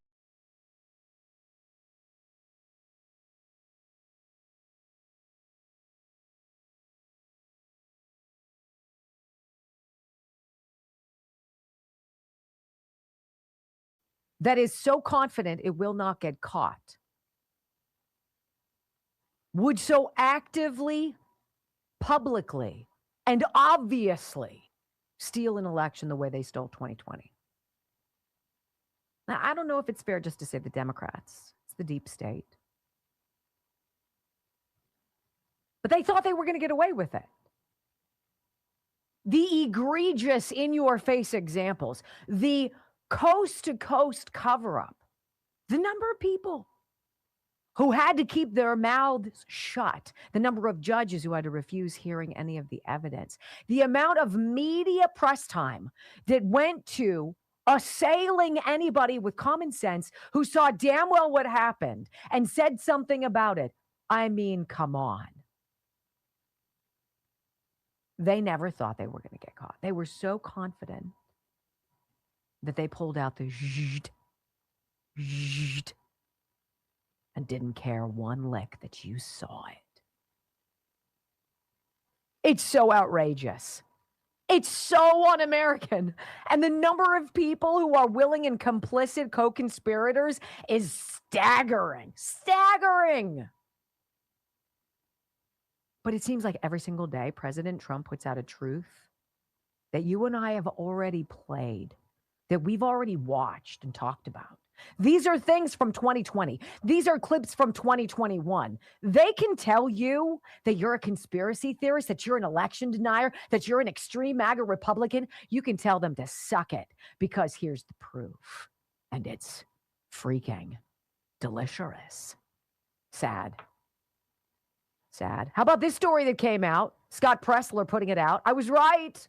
I'm going to read it to you from Independent Sentinel. 65 pages of non-citizens called to jury duty in Chester County, Pennsylvania. Ladies and gentlemen, Chester County, Pennsylvania, not really what you would consider a political hotbed. I wouldn't, right? You want to look at suck in the Commonwealth of Pennsylvania, look no further than Allegheny County, where I live. Look no further than Philadelphia County, right? Look no further than Montgomery County, Erie County. Not really. I don't really get the vibe on Chester, one of 67 counties. Big problem. Scott Pressler found 65 pages of non-citizens on the non-jury duty list who were summoned for jury duty. 65 pages, guys, with 50 names a page. Do the math. It's about 3,250 people, non-citizens in one of 67 counties who are on the jury rolls. But I'm sure they weren't. I know. I mean, voting in our elections, that's against the law. That's illegal. Nobody does that. It's already not supposed to happen. Oh. In Pennsylvania, counties combine voter rolls with driver's license and ID records from the Pennsylvania Department of Transportation. In other words, these lists don't have safeguards. Huh? Sort of like everything regarding COVID and feeding our futures and all of these parameters for these Somalis to freaking rob us blind. There are no safeguards, no guide rails. Huh? I wonder why. How did that happen? Democrats took them all down during COVID. It's an emergency. It's an emergency. We got to get money out to people. Rush. Do you guys see any of that money? I saw not a dime. These loosey-goosey lists are used in New Jersey as well, drawing from databases like the Motor Vehicle Commission. The New Jersey judiciary says about 75,000 non-U.S. citizens are called for jury duty each year. What? So wait a minute. I don't know which is more egregious. Which one sucks more? That these people who are not American citizens are voting in our elections, they're sitting on jury pools determining your fate. And they kind of matter-of-factly, they're like eating a sandwich. They're like, yeah, there's about 75,000 of them we know of. I mean, who knows how many more? I mean, like, what? Who's going to be the first attorney to say who was on that jury pool that my person was found guilty? 185% correct. Reason 11 billion. That I love Brock, right? You know, this is happening in every single blue state and possibly others. They, of course, vote, and Democrats know it. Scott's truth, or his post on X, he's like, I was telling the truth. The Chester County, Pennsylvania non-juror list contains 65 pages of non-citizens that have been summoned for jury duty. If this is happening in little old Chester County, it's happening everywhere. Freaking pass the Save America Act, for God's sakes. President Trump truthed this out over the weekend, testifying about election fraud in Michigan. Look, we played this for you back in the day. Back in the day was when it was happening, when you were told you are an election denier. This is Michigan 2020 election witness finding over 17,000 dead people voting, with some of them born in the year 1900. And testimonies of massive vote dumps done remotely after a glitch occurred. There was never any anomaly. There was no glitch. The glitch was the steal. It was all purposeful, no duh. Here's an eyewitness testifying about working at the TCF Center in Detroit during the election of 2020. This is obviously a big ballot counting environment. Right. And the person talks about witnessing backdated ballots and fabricated birth dates. Workers furiously entered 1/1/1900. Nothing to see here. Listen to the eyewitness. Dead people were voting. I sent a website to that effect, and the list that they had up to that date was 17,327 randomly checked Michigan voters that were registered for voting and were above the age of 80. Every name on this list has voted in the 2020 election. Check for yourself, and has also been found in one or more of the obituaries online. This is the most important election in my lifetime, and I think the most important election in the history of our republic. Every legislator, whether seated in the House or the Senate, whether Democrat or Republican, took an oath to defend the U.S. and state constitutions of the U.S. and Michigan against enemies both foreign and domestic. Time is of the essence, and now is the time to fulfill that oath. Despite what the media is telling everyone, there are mountains of evidence that voter fraud occurred on a massive scale, the likes of which we've never witnessed in the country. Boom. This is what President Trump truthed out over the weekend. Now, that video has a second part to it, and we wanted to cut it up so you could hear this young lady. Here's a woman testifying before House Oversight, a hearing, saying the switch from President Trump to Joe Biden was real, and that she, as an election worker, their laptops all shut down, pew, and then got rebooted and started to reflect this very odd change in momentum for Joe Biden. Like, what? I'm going to flash forward to 2 o'clock in the morning. At midnight, Trump was ahead 10%, which was an unusually high amount. To about 2 o'clock in the morning, my monitor went down. It totally rebooted. So unless you can tell me there wasn't a data dump, there wasn't a data breach, I don't believe that the numbers were true, because when I went home and woke up, all of a sudden Biden was ahead. We had processed 120,000 votes by midnight out of the 170,000 absentee ballots we were expecting. So I assumed we were missing about 50,000, and all of a sudden Biden was now missing. And the voting had stopped in the middle of the night. So unless you were one of the few processing tables, you would not have seen this rebooting of the laptops. But your media never told you that, did they? President Trump made sure they realized he was on to them at the White House Correspondents' Dinner. I see you. I know you. I know your games. Trust me. How about this Obama flashback? This is literally 4 days before the election that got us President Trump the first time. So this is November 4th, 2016. Election day was November 8th, 2016. Here is then President Obama, okay? 4 days before the presidential election that gave us President Trump. The sitting president encouraging illegals to vote in the upcoming election, telling them point blank, ICE will not come for you and you will not be deported. What? If you want to vote and you show up at your polling place, they can't stop you from voting. They can't stop you from voting. If people want to know how to vote, then you can go to iwillvote.com. The fact of the matter is that we give our power away all the time. You know, we tell ourselves, oh, it's hard, it's not going to matter, it's not going to count.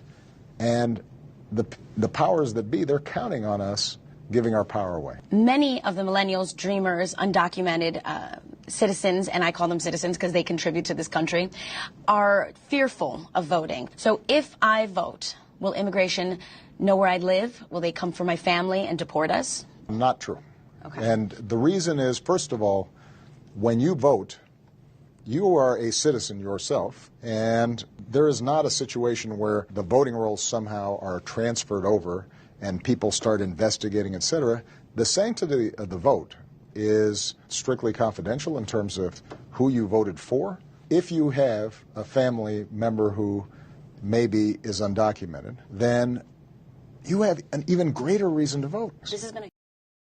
That's absolutely unbelievable.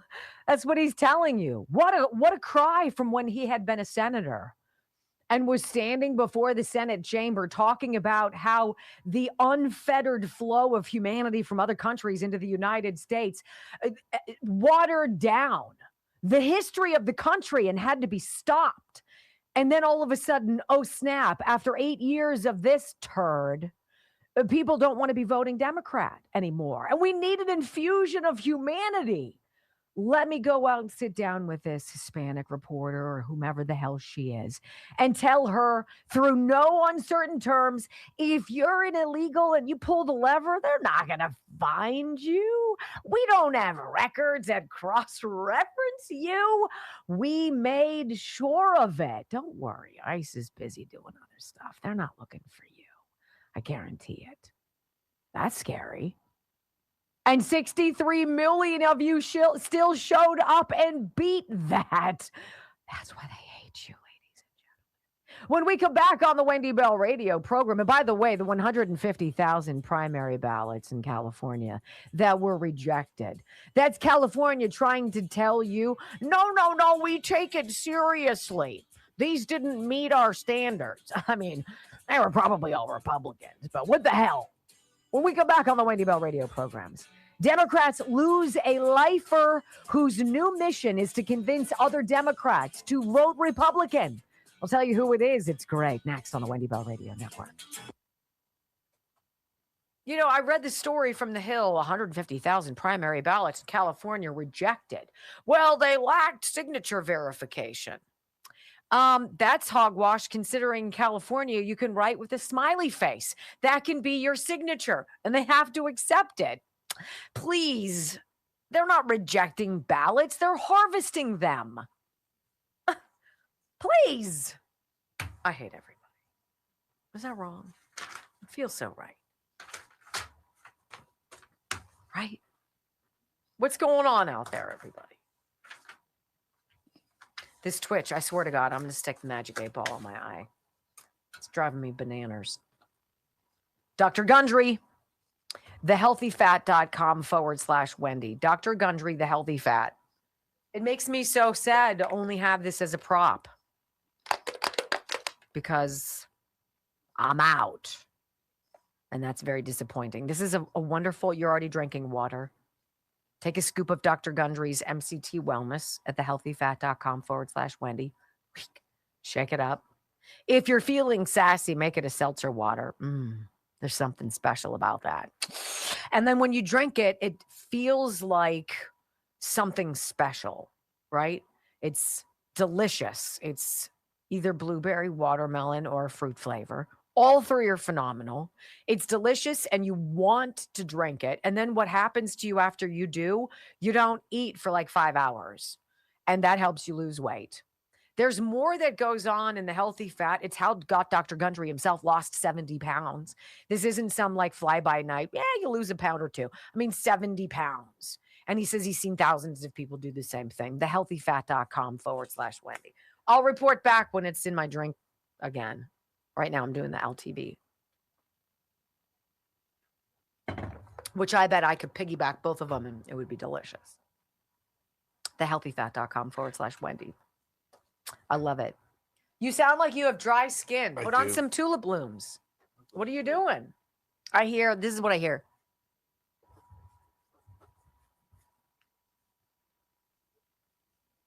I got sun. What are you doing? That's from Murphy licking me. No, I hope you washed Murphy licking you. Well, no, because off. he gave me enough. I didn't need to take a shower. That's so disgusting. I am so not talking to you anymore. You were upset he was liking me more than you. I was not upset. Was not upset. You did not comment. I did comment, but that does not mean I was upset. I just, whatever. Think he's a jerk. It's all right that your dog likes me more than he likes you. Really?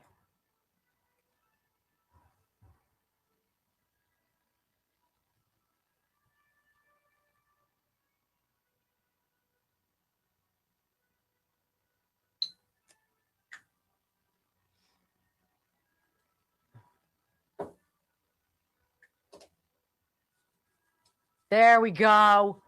Why are you hiding from everybody? Show how man pretty you're making yourself. There you go. Tulip blooms on the arms. I'm telling you what. How is it with hair? Does it just absorb in and become no big deal? Yeah. I wouldn't know. Well, when you put it on your mustache, what Right. does it do? My mustache. Do I have one? I don't put it on my face. Oh.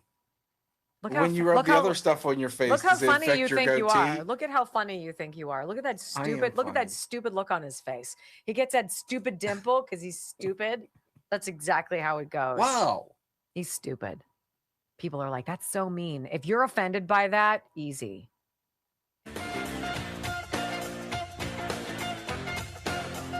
Welcome back to the Wendy Bell radio program. Brock, I need you to help me with an analogy. Losing Alan Dershowitz, a voice of the American left, a guy who has argued cases, who is a born and bred Democrat, who bleeds blue.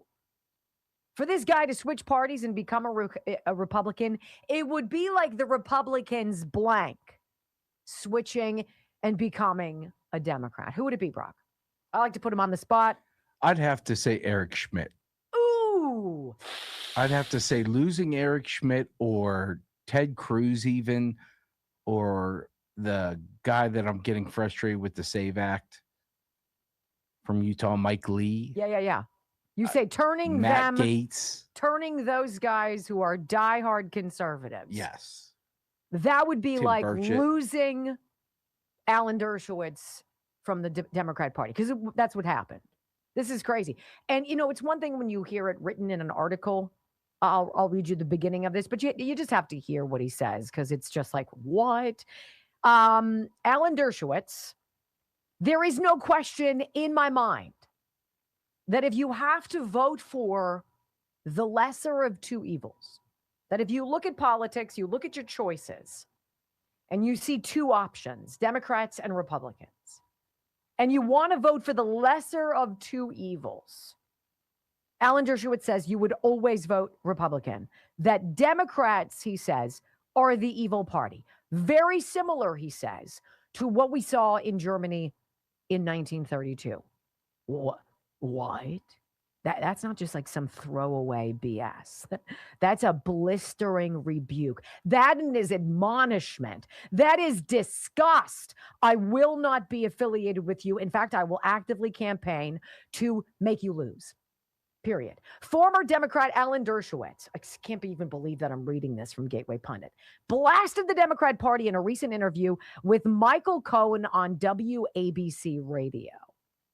Dershowitz is an American lawyer, former Harvard law professor, author known for his expertise in U.S. constitutional and criminal law. He was an outspoken Democrat for many years, but not anymore.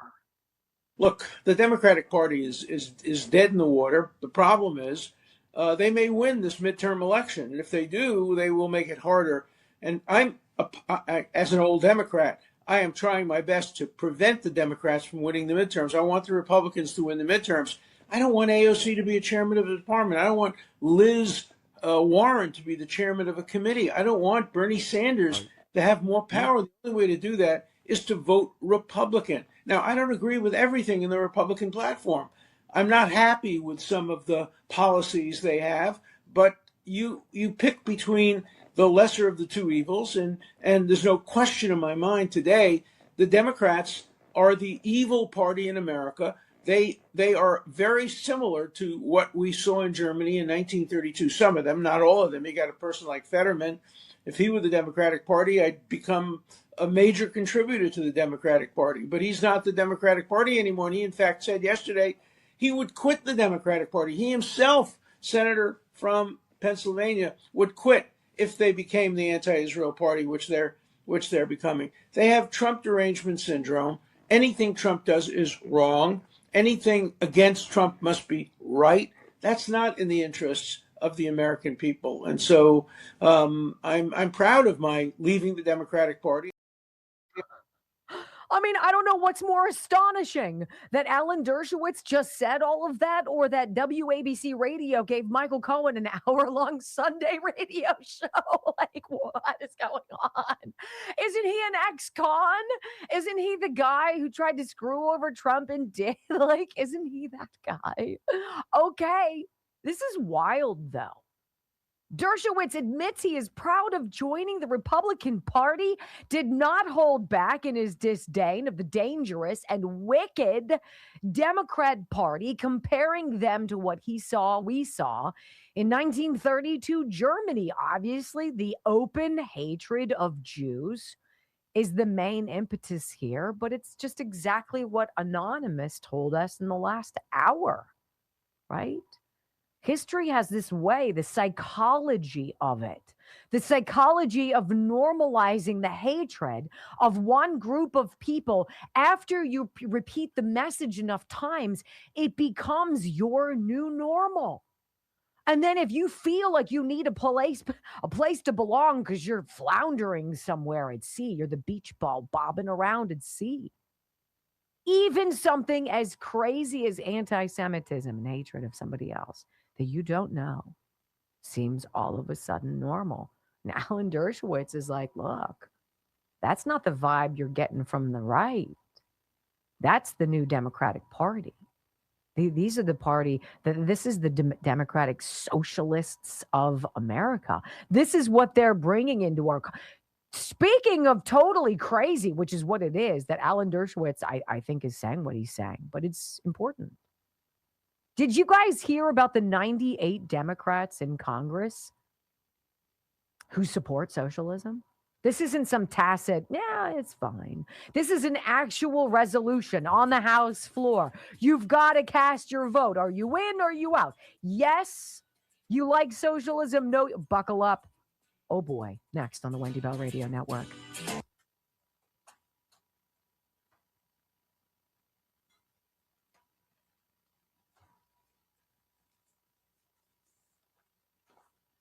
Okay, this is it, guys. We got 3 days left, right? How many days are there in July? Is it July 30th? 31st. Why is it I can never remember that? That's really stupid. And then somebody's like 30 days past September, whatever it is. I don't even remember that. Okay. We have this whole week for you. If you don't want to do the whole 90 Ignite program, which is going to be more expensive than $99. If you want to do that program with Kelly Morgan at Morgan's Fitness, this is online. You get your blood tested. She helps you get your blood tested. She reads your results. She looks at the problems that you have in the blood. She helps you create a meal plan, an exercise plan, and then you have to do it 90 days. You hold yourself accountable. She's available to communicate with. She and her team will give you that support via email, Zoom calls, whatever it is. That's something called 90 Ignite. People have had phenomenal body-changing success with that. This is $99 for the Wendy Bell Radio family, flat fee, for you to get your blood tested, you to figure out the foods that she says you should eat, things you should stay away from. She gives you the exercises, you see it all, and then she's peace out. You're on your own. $99. It's the Wendy Bell Radio friends and family discount. You're not getting the full service thing, but you're getting all of the ingredients, and you just have to be the chef who cooks it. Got it? Morgainsfitness.com, MORGAINZ. This week, final week, $99. $99. Let's see what's going on with you guys.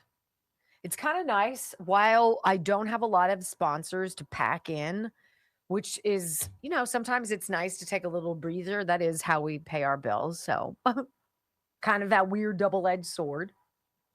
But this is going to be, why am I in Friday's show? That's not our show. 264 comments. We're falling a little short. Friday was a blowout, but yes, we're in a 3-2 ball game right All right, so I want to ask you, what do you think is going to come out with Fauci? And the answer isn't nothing. Nothing ever happens. I want you to give me your dreamscape scenario after he testifies Wednesday and all the stuff that we're going to talk about today coming up in the next half hour. in the comments section.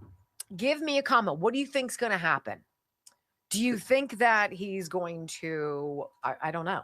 I'm very intrigued by your thought process here. Now, I know a bunch you're going to put it in the chat, but the comment section's where we can go back and see. That's how who's right. That's how I can find out what you thought and who was right.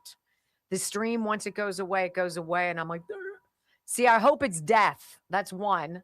Okay, put it in the comments. I just want it all to be exposed. Yeah. I just want the truth. I want to know how deep it went. I want to know how many people were a part of it. I mean, at this rate, nothing's going to change for us. The damage has been done. But if there's a way to reverse some of the damage of this vaccine, they should make that accessible to every single man, woman, and child on planet Earth. They should pay. They should pay. It should be free to you. They should have to pay the companies that can fix it.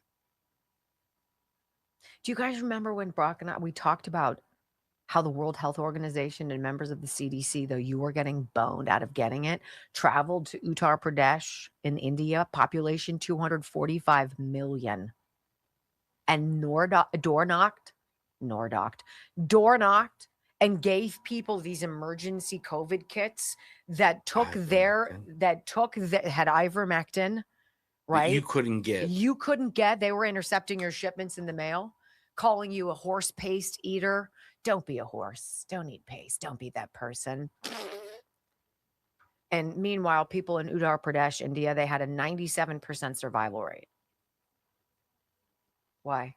Oh, because they gave you thermometers. They gave them thermometers. So if you if you had a fever, you had to take Tylenol, you had to take ivermectin, and then the people around you also had to take it prophylactically, and nobody got it. And the people who had COVID felt better, got better.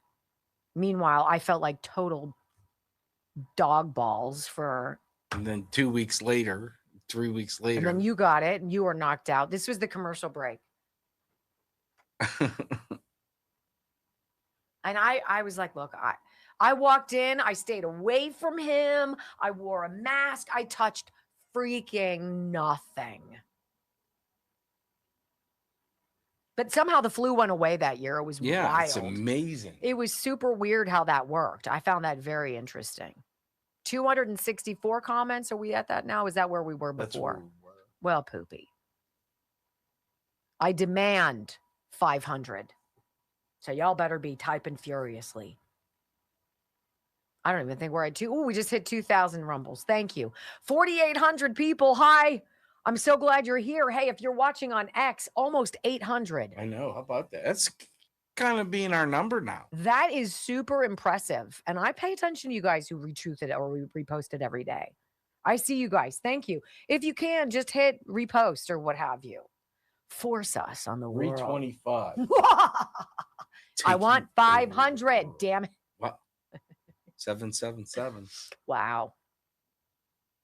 We're into triple numbers, you know. I didn't see the triple numbers for like a year. And it kind of bummed me out. Let me ask my angel numbers. What 666. I keep seeing triple numbers. What does that mean? I'm sure AI's got some stupid. What does that mean? See, I'll drift off into some weird starscape and be like, oh, it means Gemini is in your Virgo. And I'm like, I don't know what that means.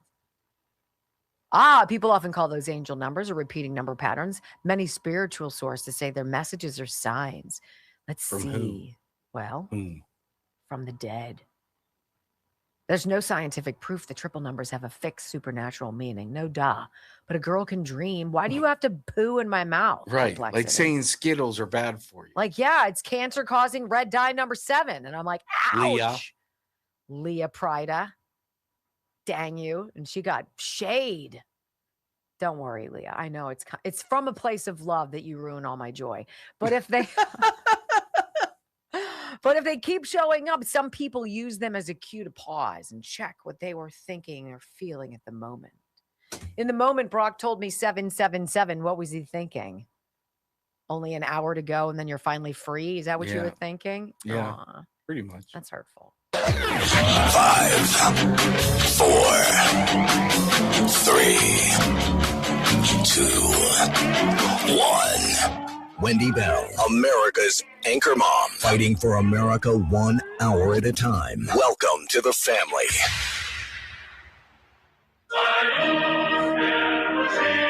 We have put together, I think, the most extensive and inclusive voter fraud organization in the history of American politics. The election was rigged. I don't need you to get me elected. I need you once I'm elected. It was a dirty election. No longer just who gets to vote. It's about who gets to count the vote. It's happening right now in California. Whether your vote counts at all.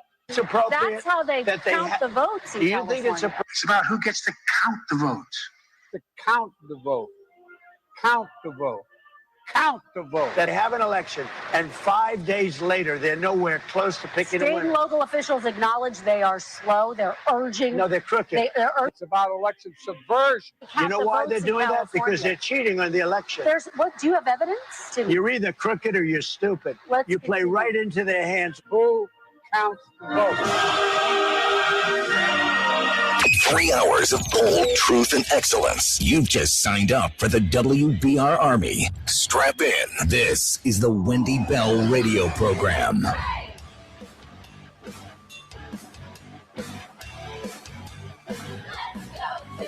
Welcome back. Hour number 3 of the Wendy Bell radio program is live. It seems like, I don't know, Brock. I feel like we need to play YMCA coming up soon. Can you put that into the rotation, I maybe? can do that for you. I feel the need to dance a little bit, ladies and gentlemen. Did you know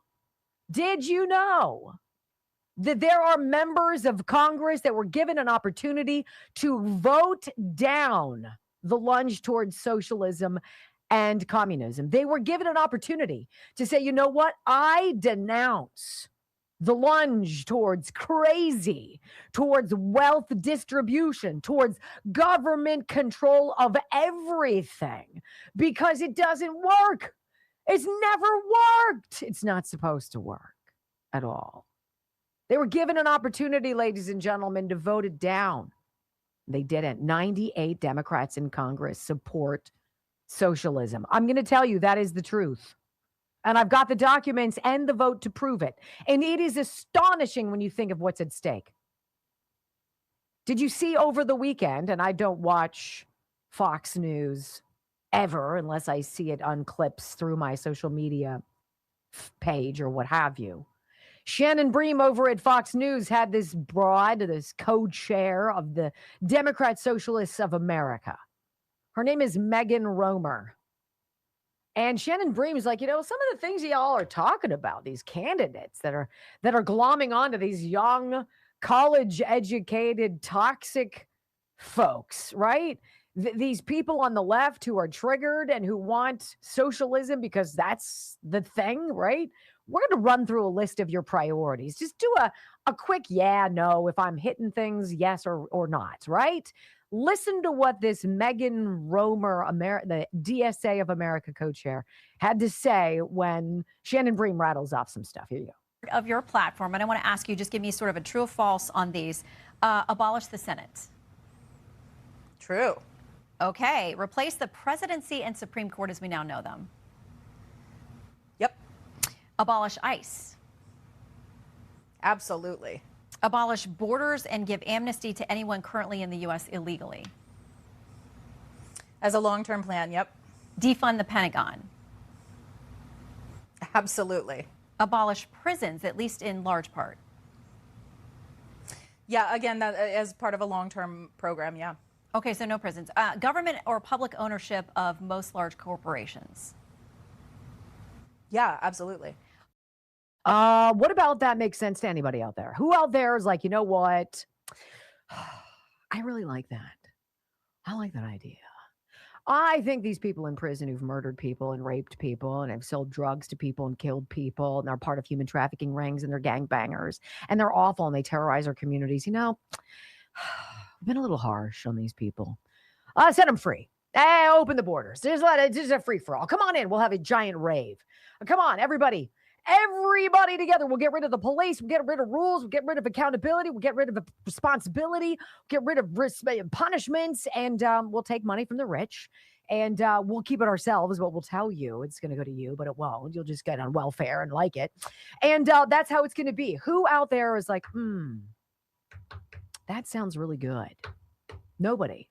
But when Florida Republican Congresswoman Maria Salazar had the opportunity to flush out the socialists in Congress with a simple legislative act called Denouncing the Horrors of Socialism, my, did these people take the bait? Now, this isn't something that we talked about much. It's not something that made breaking news headlines, but it's extraordinarily important because it tells you how these people feel. So the text of this House concurring resolution number 58 denounces socialism in all of its forms and opposes socialist policies in the United States. You'd be down with that, wouldn't you? I would be. Socialism doesn't work. It completely undermines the idea of a meritocracy. The idea that if you work hard, you can achieve, you can earn, you can succeed and grow, you can become wealthy, you can become powerful, you can be whatever you want. It completely belies that and says, don't work, don't show your work, right? Don't try, be a victim, and we'll give you some money and you can just kind of hang out and smoke bong hits and play video games. It sounds like utopia, doesn't it? Well, this is the scary part. I want to read this to you. Congress.gov right now is making sure I'm a human, so let's make sure I can get past this. This is what denouncing the horrors of socialism. This was in November of last year. This is the text of this legislation. Okay? This is how it reads. Whereas socialist ideology necessitates a concentration of power that has time and again collapsed into communist regimes, totalitarian rule, and brutal dictatorships. Whereas socialism has repeatedly led to famine and mass murders and the killings of over 100 million people worldwide. Whereas many of the greatest crimes in history were committed by socialist ideologues, including Lenin, Stalin, Castro, Pol Pot, Kim Jong-il, Kim Jong-un, Daniel Ortega, Hugo Chavez, and Nicolas Maduro, whereas tens of millions died in the Bolshevik Revolution At least 10 million people were sent to the gulags in the Union of the Soviet Socialist Republics, and millions more starved in the terror famine in Ukraine. Whereas between 15 million and 55 million people starved to death in the wake of famine and devastation caused by the Great Leap Forward in China. Whereas the socialist experiment in Cambodia led to the killing fields, in which over 1 million people were gruesomely murdered, whereas up to 3,500,000 people have starved in North Korea, dividing a land of freedom from a land of destitution.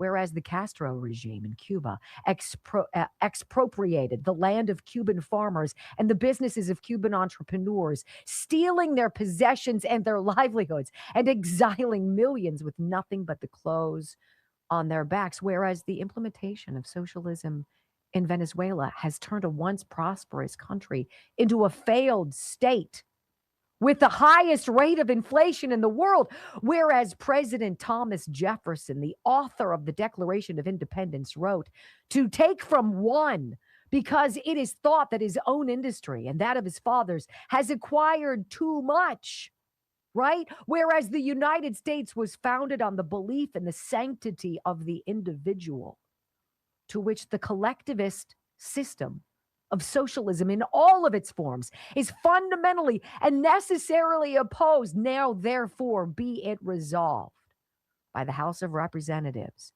and the Senate concurring, the Congress denounces socialism in all its forms and opposes the implementation of socialist policies in the United States. Does that make sense? Would you vote for that? I denounce socialism in every and all forms. 98 Democrats voted against that and voted in favor of socialism. Do you want to know who some of these people are?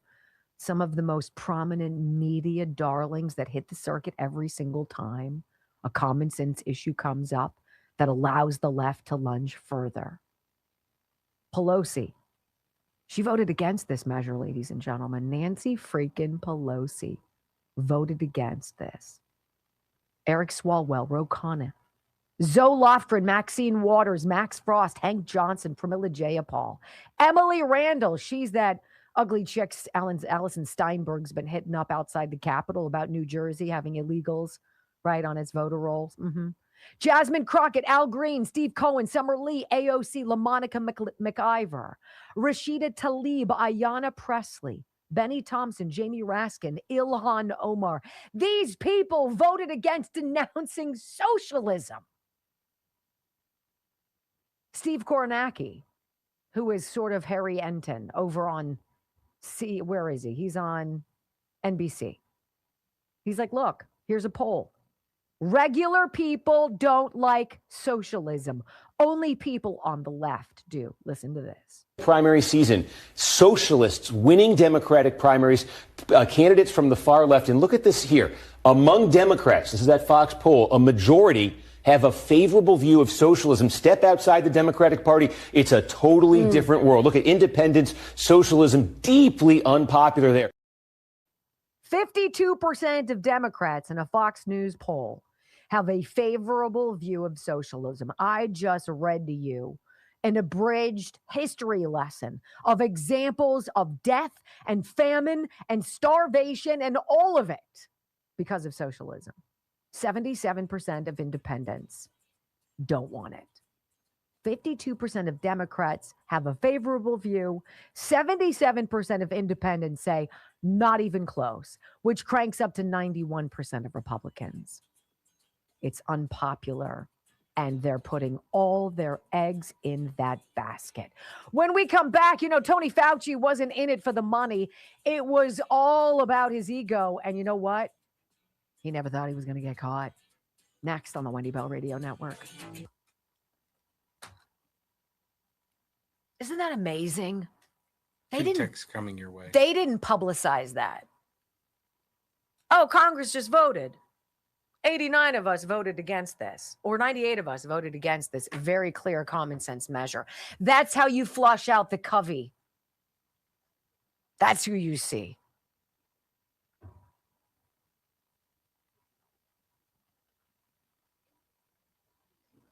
Oh, bullshit. All right, guys. In the comments section, honestly, tell me what you think. Breaking, GOP Senator Mitch McConnell's been discharged from the hospital, but is not cleared to leave the rehab facility, Office of the Attending Physician says. Give me honestly what you think is going on. What do you think? Do you believe that? Do you think it's possible that he's somewhere rehabbing? He's doing just fine, even though he has a frozen syndrome. And he's like, and he short circuits and falls everywhere he goes. You think he's A-okay? What do you guys think? I'm going to say bull crap on that one. Who have I missed? I have a question for you guys. How many people out there Oh, I know. think that they've been having tribunals already that we don't know about, that some people are no longer with us, that we're seeing body doubles? Yeah, how many of you are conspiracy theorizing that stuff? Like, do we really believe? Like, I know a lot of people think Hillary Clinton's already. Yeah. And 416 comments. can I go back to Mitch for a second? Mm-hmm. So if he's fine, if he's been released but can't leave the rehab, why not put a video out? Why just a picture? I haven't seen a video. I've just seen a picture or a statement. Oh, Q-Fish. Q-Fish, you're not supposed to put that over there in the comment section, love bug. It's a good comment, but you put it in the chat and I want to read it, but I'm going to read it in the comments because it's a great response. That's what I'm saying. Let's see what you guys are talking about. I don't have time. I'll tell you at the bottom. I want to tell you guys about do I have time to tell you about GLP-1 Gold? Yeah. So I didn't bring in my GLP-1 Gold. I'm taking it. I'm taking Juvenon's bloodflow7.com/Wendy, that product called GLP-1 Gold, because I have a real issue with snacking late at night. I will forgo dinner so I can eat stuff I shouldn't eat, sitting on the couch, drinking more beer than I should, right? So I'm like, hey, maybe because side effects here are choking out your cravings and stopping you from eating more than you should. That's the whole GLP. Without GLP, this is an all-natural product that is supposed to help your brain, tell your stomach, and all of this, stop eating, no mas. So I've started taking it. GLP-1 Gold from bloodflow7.com/Wendy, 30% off. I'm taking it. I will let you know how I do. I started Thursday or Friday, and I did it all weekend long. And so I'm going to keep you posted. If you want to try it with me, this is their big weight loss product. This is the heavy hitter of weight loss products for them. While I don't need to lose 60 or 70 pounds, I'd love to eat fewer pretzels. And I'm not buying Skittles anymore. That I did scrounge around and I had found a couple last night. You didn't offer me any Skittles. No, I ate them all. Oh. They were all gone. That's what I'm saying. Fatty Boba Laddie. You have 14 seconds to put your hair up. No. It's very warm. Well, don't get mad. So where is Mitch McConnell? You guys tell me. I want to know. And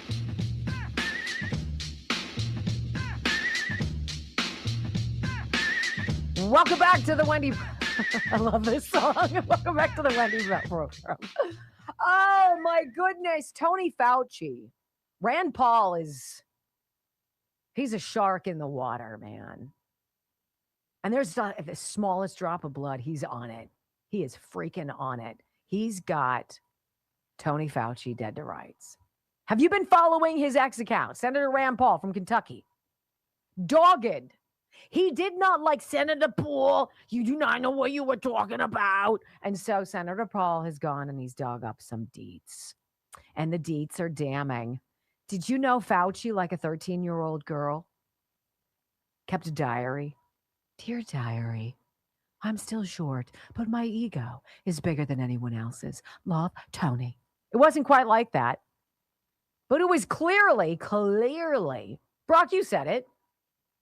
He was taking notes to write a book.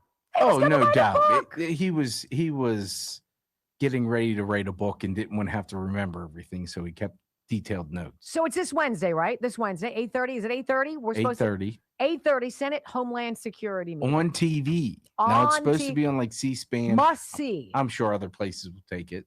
All right. So over the weekend, to kind of wet our whistle, I love it. Here we have Senator Paul dropping some tweets over the weekend. We're going to dig into them in a bigger fashion coming up after the break. But you know, when I read some of this stuff that Rand Paul puts out, and they had to FOIA a bunch of this stuff, right? Because Fauci doesn't want you to know he kept a diary. You hear the size of this guy's ego. It's really quite astonishing. So he kept a diary to detail how he was getting, patted on the back by the media. Oh, you're just the best. Love you. How he's getting texted, right? So again, hat tip to my boyfriend, Tom Elliott, for the thread. All of the media suck-ups who traded their objectivity to being his jock sniffer, to being Tony Fauci's jock sniffer, are listed prominently in these details that Rand Paul is dropping, and it's brilliant.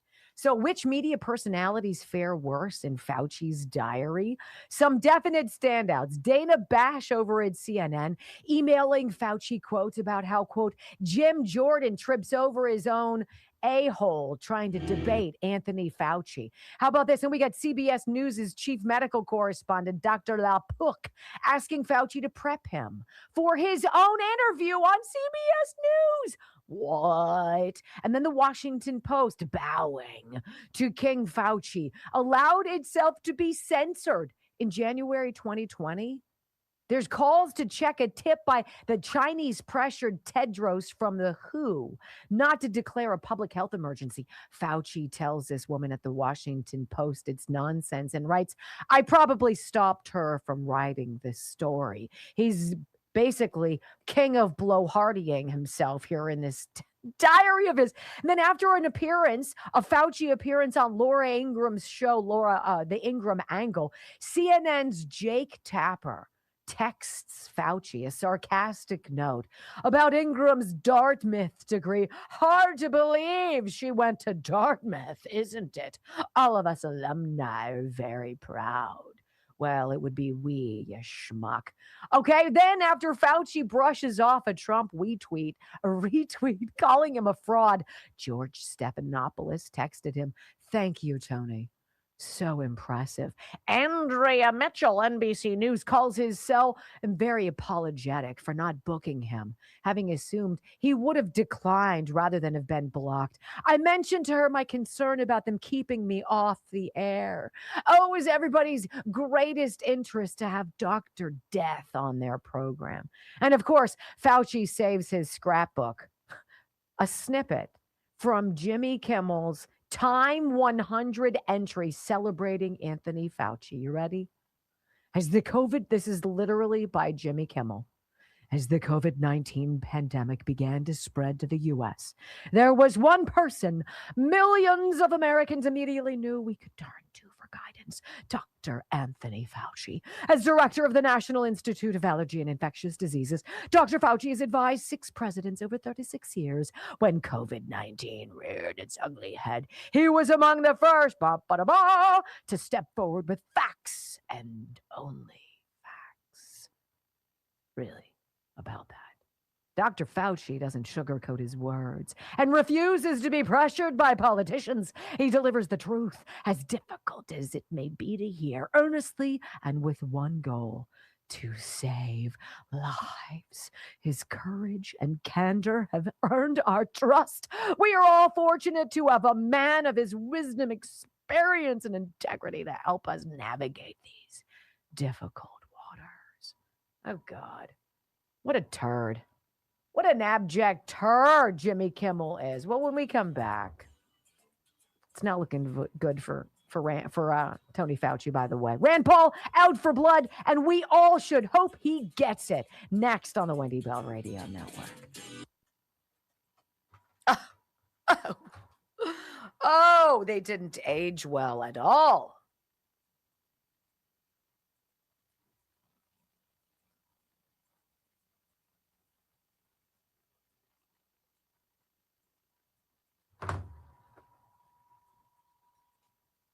Feels like we've got some stuff coming up that it's going to take a little bit more of a headline situation tomorrow, probably. How would you guys feel if you found, seriously, tell me beyond not being shocked by it. If you found out that Fauci deliberately overcounted COVID deaths to smokescreen you I only have one picture for that. into getting the jab, how would you feel about that? I know. That's how we feel. Yeah. Really? Not very surprising. But I refuse to, as Anonymous said, be made dull by, right? When you repeat something often enough, becomes normal. It's just normal that these people would lie to us. No. Somebody's throwing money at you like a stripper. What, do you guys think I'm a stripper? Do you think I'm a pole dancer? I have a price. This is $50. Wow. $50, Froggy. Dear Wendy and Brock, your podcast is the highlight of my day every day. Thank you. Aw, thanks, Froggy. I hope you're feeling better. I hope you're feeling better, babe. 100%. Brock, did I miss something? Let me think. Let me do some math in my head. I want to see what you guys have been talking about. Let's see. 543 comments. You guys, you people, you know who you are, and you know that I love you. I'm wearing Mom's bracelet. You did Healthy Cell. I did. I did Blood Flow 7. I think you got them all in. Did I do Blood Flow 7? No, we cut the commercial. bloodflow7.com/Wendy. I will say this. I just tracked a commercial for Juvenon for Blood Flow 7. And I have never said this, I don't think, about a product. I've said it tongue-in-cheek about Cozy Earth because getting a good night's sleep can change your life. But fundamentally changing your life, flipping a switch and changing you on a dime, that was Blood Flow 7. That's what it did to me.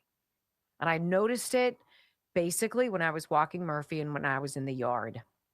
I noticed it when I was doing typical yard work. It was in the fall and I was huffing and puffing and I didn't understand why. I'm like, I'm just raking leaves. I've done this. We get about 75 big garbage bags, those big brown Home Depot or Lowe's bags of leaves from my neighbor's stupid trees that poo all over our yard.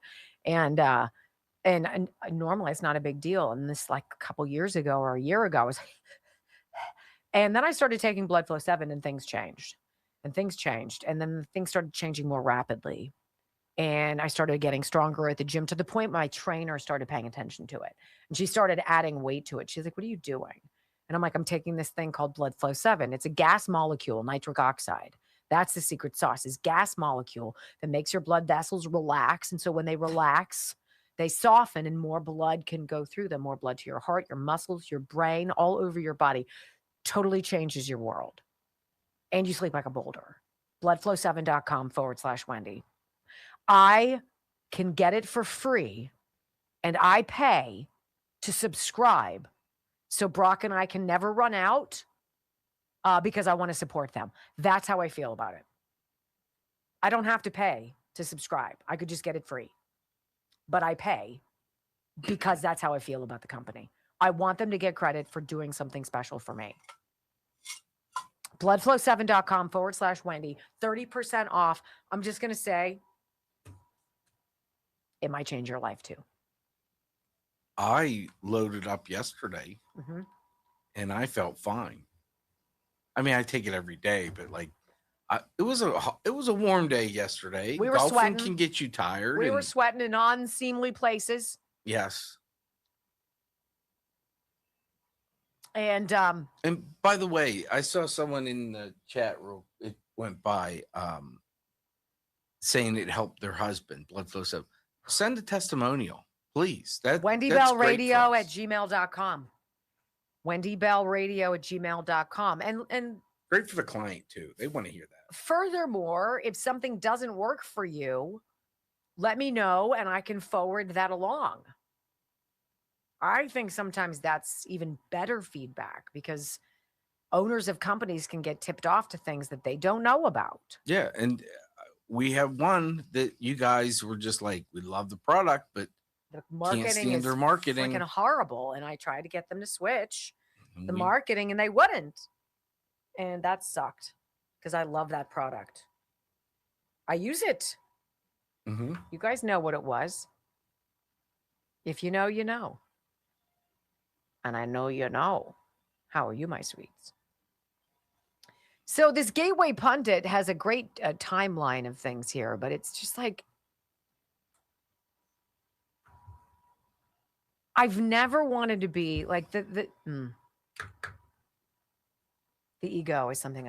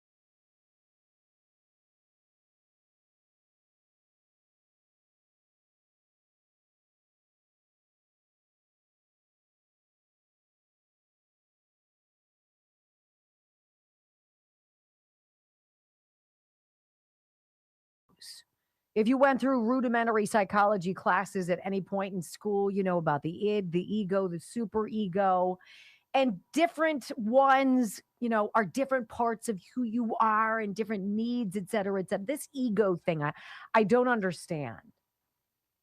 I don't. I don't understand how you can get stroked by being a master of darkness. I don't. But what we had in Tony Fauci was somebody who was a really good con artist. He was a really good circus performer, or maybe the guy selling the circus. Smoke and mirrors here, two-headed woman over there, magical, potion over here, the beans that grow up into the heavens over there, all wrapped around his ego. The fact of the matter is his fingerprints are all over COVID. He was the one that worked to get the money to the bat lady in Wuhan. He was the one, whether he was responsible for its release, is responsible for 15 million deaths. I do believe that. And the depravity of his own ego and his need to be both running cover for himself as protection and then stroking himself to be America's doctor, America's hero, America's salvation, what he is. I don't want to say because I don't want to be sued, but I believe it. And I know you know what it is. There's a great timeline here as the good Dr. Fauci is set to sit down again before the Senate Homeland Security Committee and sit down with Dr. Rand Paul, Senator Rand Paul, and answer questions that should uncover how much he's lied or if he's willing to continue lying, even though he was given the auto pen stroke of a pardon for 10 years for crimes he willingly or unwillingly committed. Here he is. Fauci's COVID diaries reveal characteristic obsession with fame as the death toll grew. By the way, Brock sent me something in the commercial break I should read you, which is very interesting. And it's that none of the major networks, CNN, ABC, NBC, the AP, the Washington Post, or the New York Times, none of them have reported on this Fauci diary that Rand Paul started dropping in tweets over the weekend. We picked up on it. We're reading it to you now. Senator Rand Paul, chairman of the Senate Homeland Security Committee, recently released diary entries, Tony's diary package, from former White House COVID advisor Dr. Anthony Fauci, that show a bizarre yet characteristic obsession with fame, even as the death toll from the pandemic grew. The diaries were public as part of the committee's ongoing oversight investigation. Senator Paul shared a series of statements on X about the diary and the release. My investigation uncovered that Anthony Fauci kept a diary. What he wrote privately and what he told the country are two totally different stories. Today, I'm releasing his entries from December 2019 through December 2022. While publicly posturing as a champion of science, he was privately directing his staff to destroy federal records. This is a blatant violation, a betrayal of the public trust, and further proof that Fauci engaged in a cover-up from the very beginning of the pandemic. I'm going to ask him, Rand Paul says, about this when he goes under oath this Wednesday. The entries chronicle early COVID-19, initially called 2019 nCoV-1, response activities, task force meetings, briefings, scientific discussions, and extensive media work. Multiple entries record his reactions to praise, to media profiles, public adulation, and celebrity status amid the unfolding crisis. Can you imagine wanting the spotlight while people were dying because of you? I mean, that's twisted. That's evil. That's Dr. Death. In one entry, Fauci writes that during a White House task force meeting in the Situation Room, President Trump publicly praises him as a famous guy, the smartest, knowledgeable, and outstanding person he knows, one of the smartest. He records being, quote, surprised and very pleased and stunned and impressed by the reactions of deputies, despite the meeting's topic being evacuations, quarantines, and rising case numbers. Forget all of that. Enough about me. What do you think about me? After congressional briefings amid discussions of expanding quarantines and a public health emergency declaration, Fauci notes praise such as from former Representative Anna Eshoo from California, calling him, quote, a national hero, and saying that she felt safe in his arms. Think about what's going on in his mind. He knows what he's done. He knows that he paid through EcoHealth Alliance and Peter Daszak, U.S. taxpayer dollars, to the freaking Wuhan Institute of Virology to perform dangerous gain-of-function research that had been outlawed, that had been surreptitiously restarted. And wait a minute, there was more, because his fingerprints were all over the virus until they weren't, because they came up with something I'm going to tell you about in a minute to erase that link that showed he was all over it. On March 10th, 2020, Fauci wrote, for better or worse, I'm becoming an international celebrity. Calls from all over the world. Can you imagine? Can you imagine going home elevated because you're a hero for causing what's making people die? In late March through April 2020 entries, Fauci highlighted examples of the adoration coming his way, even as more and more Americans died and the elderly were trapped away from loved ones. Remember, they were imprisoned in their freaking nursing homes, scared to death.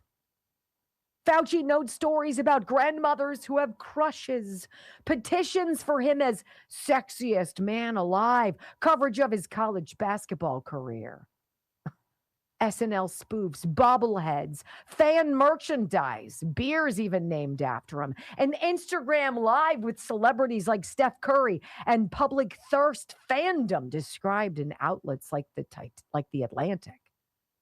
Senator Paul subpoenaed Fauci in June 2026 after Fauci backed out of a prior voluntary agreement to appear. The session is expected to focus on COVID-19 origins, gain-of-function research funding, related records, and other issues from Fauci's time as NIAID director that we know he has lied about under oath. He glorified, he regaled in his own putrescence. It's like sitting in your own filthy bathwater.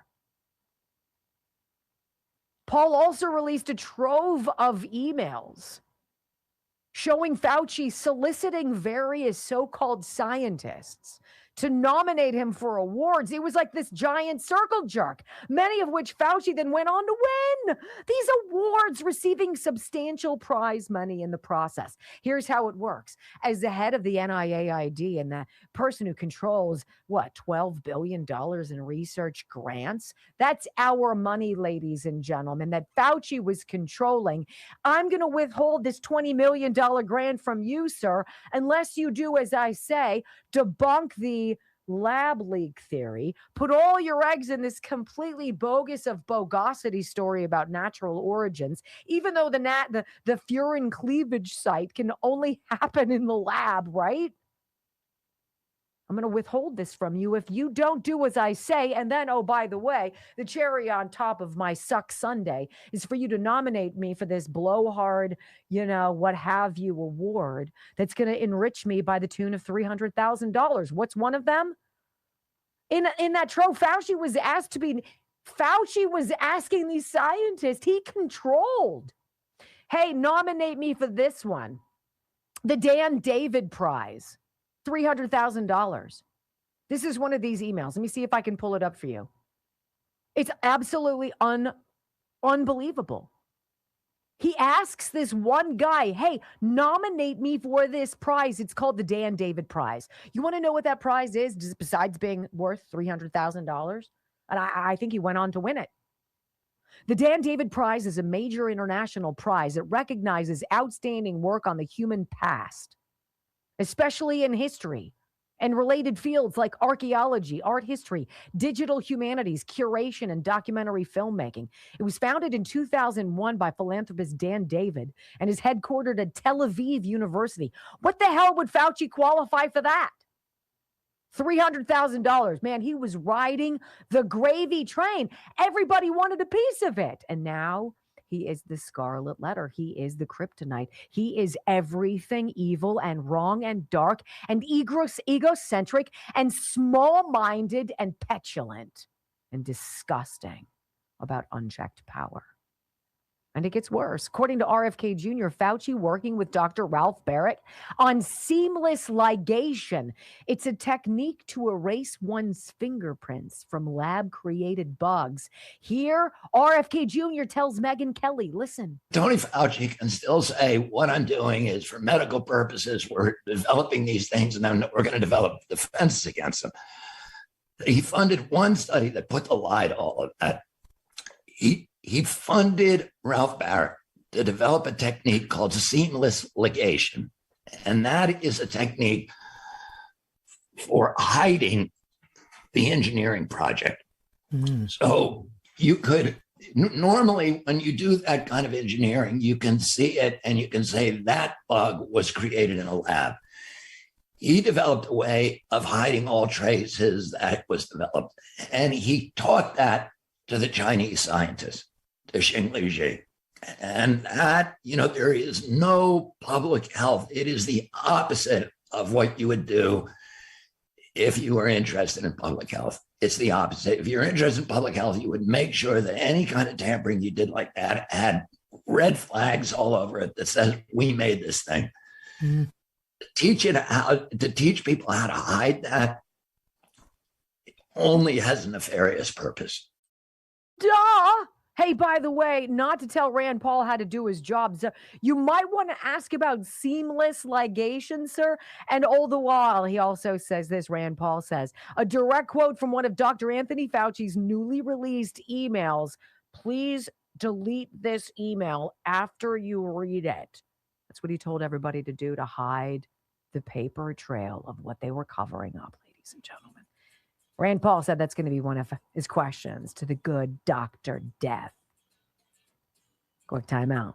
When we come back on the Wendy Bell radio program, wrap you up in a bow. Don't miss it next.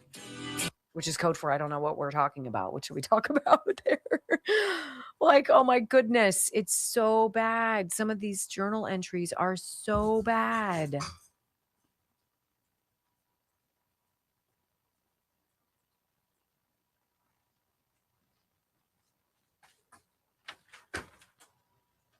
What is going on in the world? Apparently, Savannah Guthrie is back in the news, begging the kidnappers to do the right thing.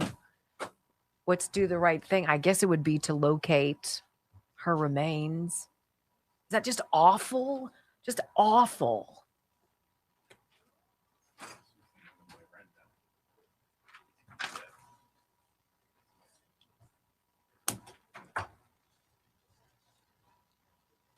Oh, I get it all. What's that? It all is electronically in my records. So you were giving that to me? I was sending that to you so you could make the reservation. Oh, I did. Yeah, right? Yeah. Yeah. I didn't know if you printed it out for your sake. No, I don't. I just did. No. But thank you. What do we want to talk about, guys? It's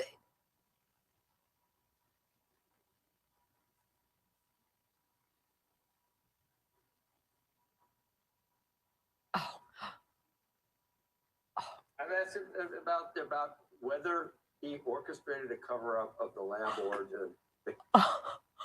oh my. Joe Kiernan is my freaking Kernan is my Is that with Scott? yes. Gottlieb? I sent it to Tiffany, not you, inadvertently. What? I wonder if that's too late to play, but I can read it. Wow.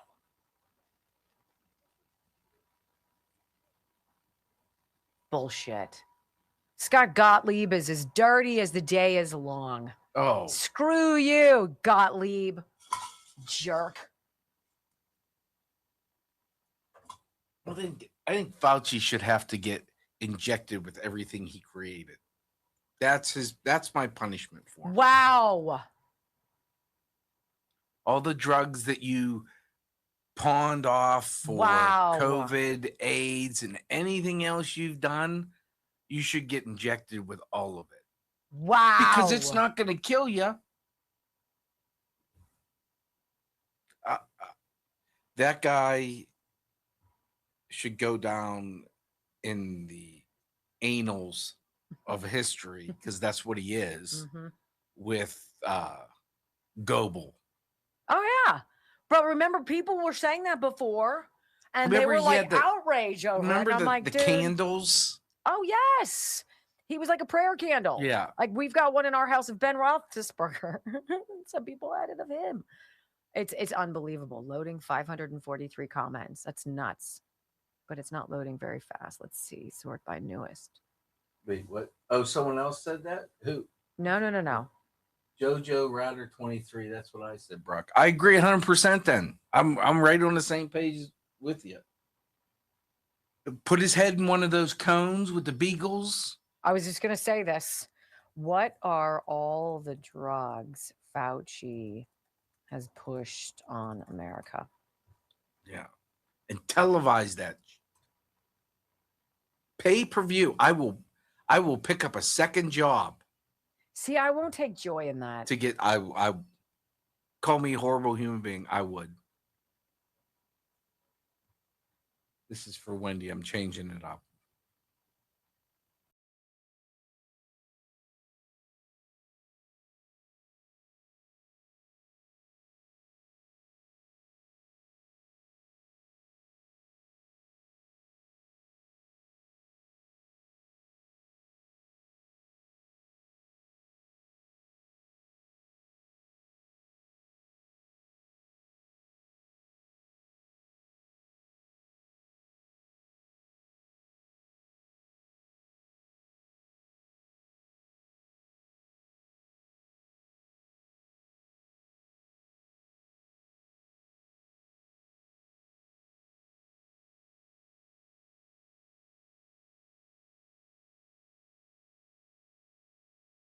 Video stream here at wendybellradio.com. We asked all of the people in the live chat in the last commercial break, what would be the punishment? What would be the punishment for Tony Fauci? If you could punish him, or what do you believe will happen My question to you, what would be the punishment in your mind? What would you like to see? What does revenge or restitution or justice? There aren't 2 tiers of justice. Really? There's a cabal of people out there we didn't elect who think that they're smarter than we. Who think that we need to be protected from our own foibles, our own our own fragility. And so they have to make decisions for us that end up hurting us and killing a bunch of us. Really? No, I don't think so. I don't think so. And so I said, Brock said in the stream, Brock, tell him what you'd like to see happen to him. What would be your revenge, your justice for Dr. Fauci, knowing what you know now about the virus, the vaccine, the cover-up, the lies, the deaths, all of it? I'd like to see him injected with everything he came up with and everything that came from the stuff he created. I'd put him in the beagle head. Put him in one of those cones. The cone of shame of cone of shame. Put him in a cone like a beagle, like he had strapped to tables. Remove his vocal cords so we can't hear him howl. Put a neck over his face, or rather a net over his face, and then just unleash a bunch of flesh-eating flies on him. We could do that. That sounds a little garish, a little gross. It was bad for beagles too. So was killing millions. Well, that's true. Well, we could inject him with that AZT, right? He was an early and influential figure in the HIV and the AIDS response. We can talk about all the orphans he injected in New York. Black ones, killed him. We could talk about that. We could do that.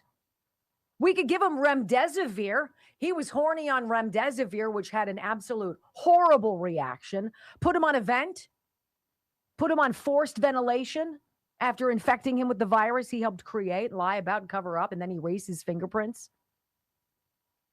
And then go back behind the curtain and give that technology to help the bat lady, the woman who's been studying coronaviruses since the early 2000s in China, in a C-class, terrible biohazard environment.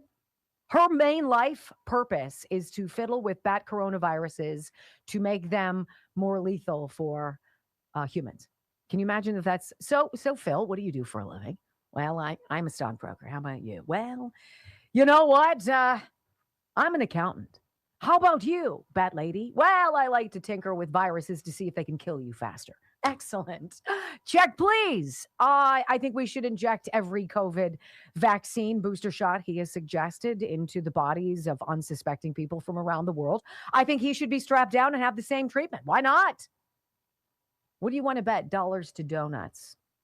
That guy has not been vaccinated because he knows what's in it. I mean, that's why freaking NIH invested with Moderna to make the freaking jab. I mean, you can't make it up. That's why it wasn't mandatory for Congress. Wasn't mandatory for the Supreme Court either. And yet they probably did actually give it to Joe Biden. They're like, here, give him 2. We'll see how the old bag works on it. There is no justice. There is no eye for an eye. There is no equal score. There's just fixing it. There's identifying it, exposing it, and making sure it doesn't happen again. See, that's what my Friday night walking through downtown Pittsburgh with my son and husband and friends of ours after watching the Pittsburgh Pirates and breathing in this soft summer air and seeing the excitement of people just to be out and about and free. They tried to take that from us. They did. I think I would just want to promise, as naive as it would sound, that it would never happen again. And because of you and me and what we do, God willing, it won't. I love you guys. Thank you for being a part of my family and this army. And join us, wendybellradio.com, and come back. 21 hours. I cannot wait. I'm already excited. Peace.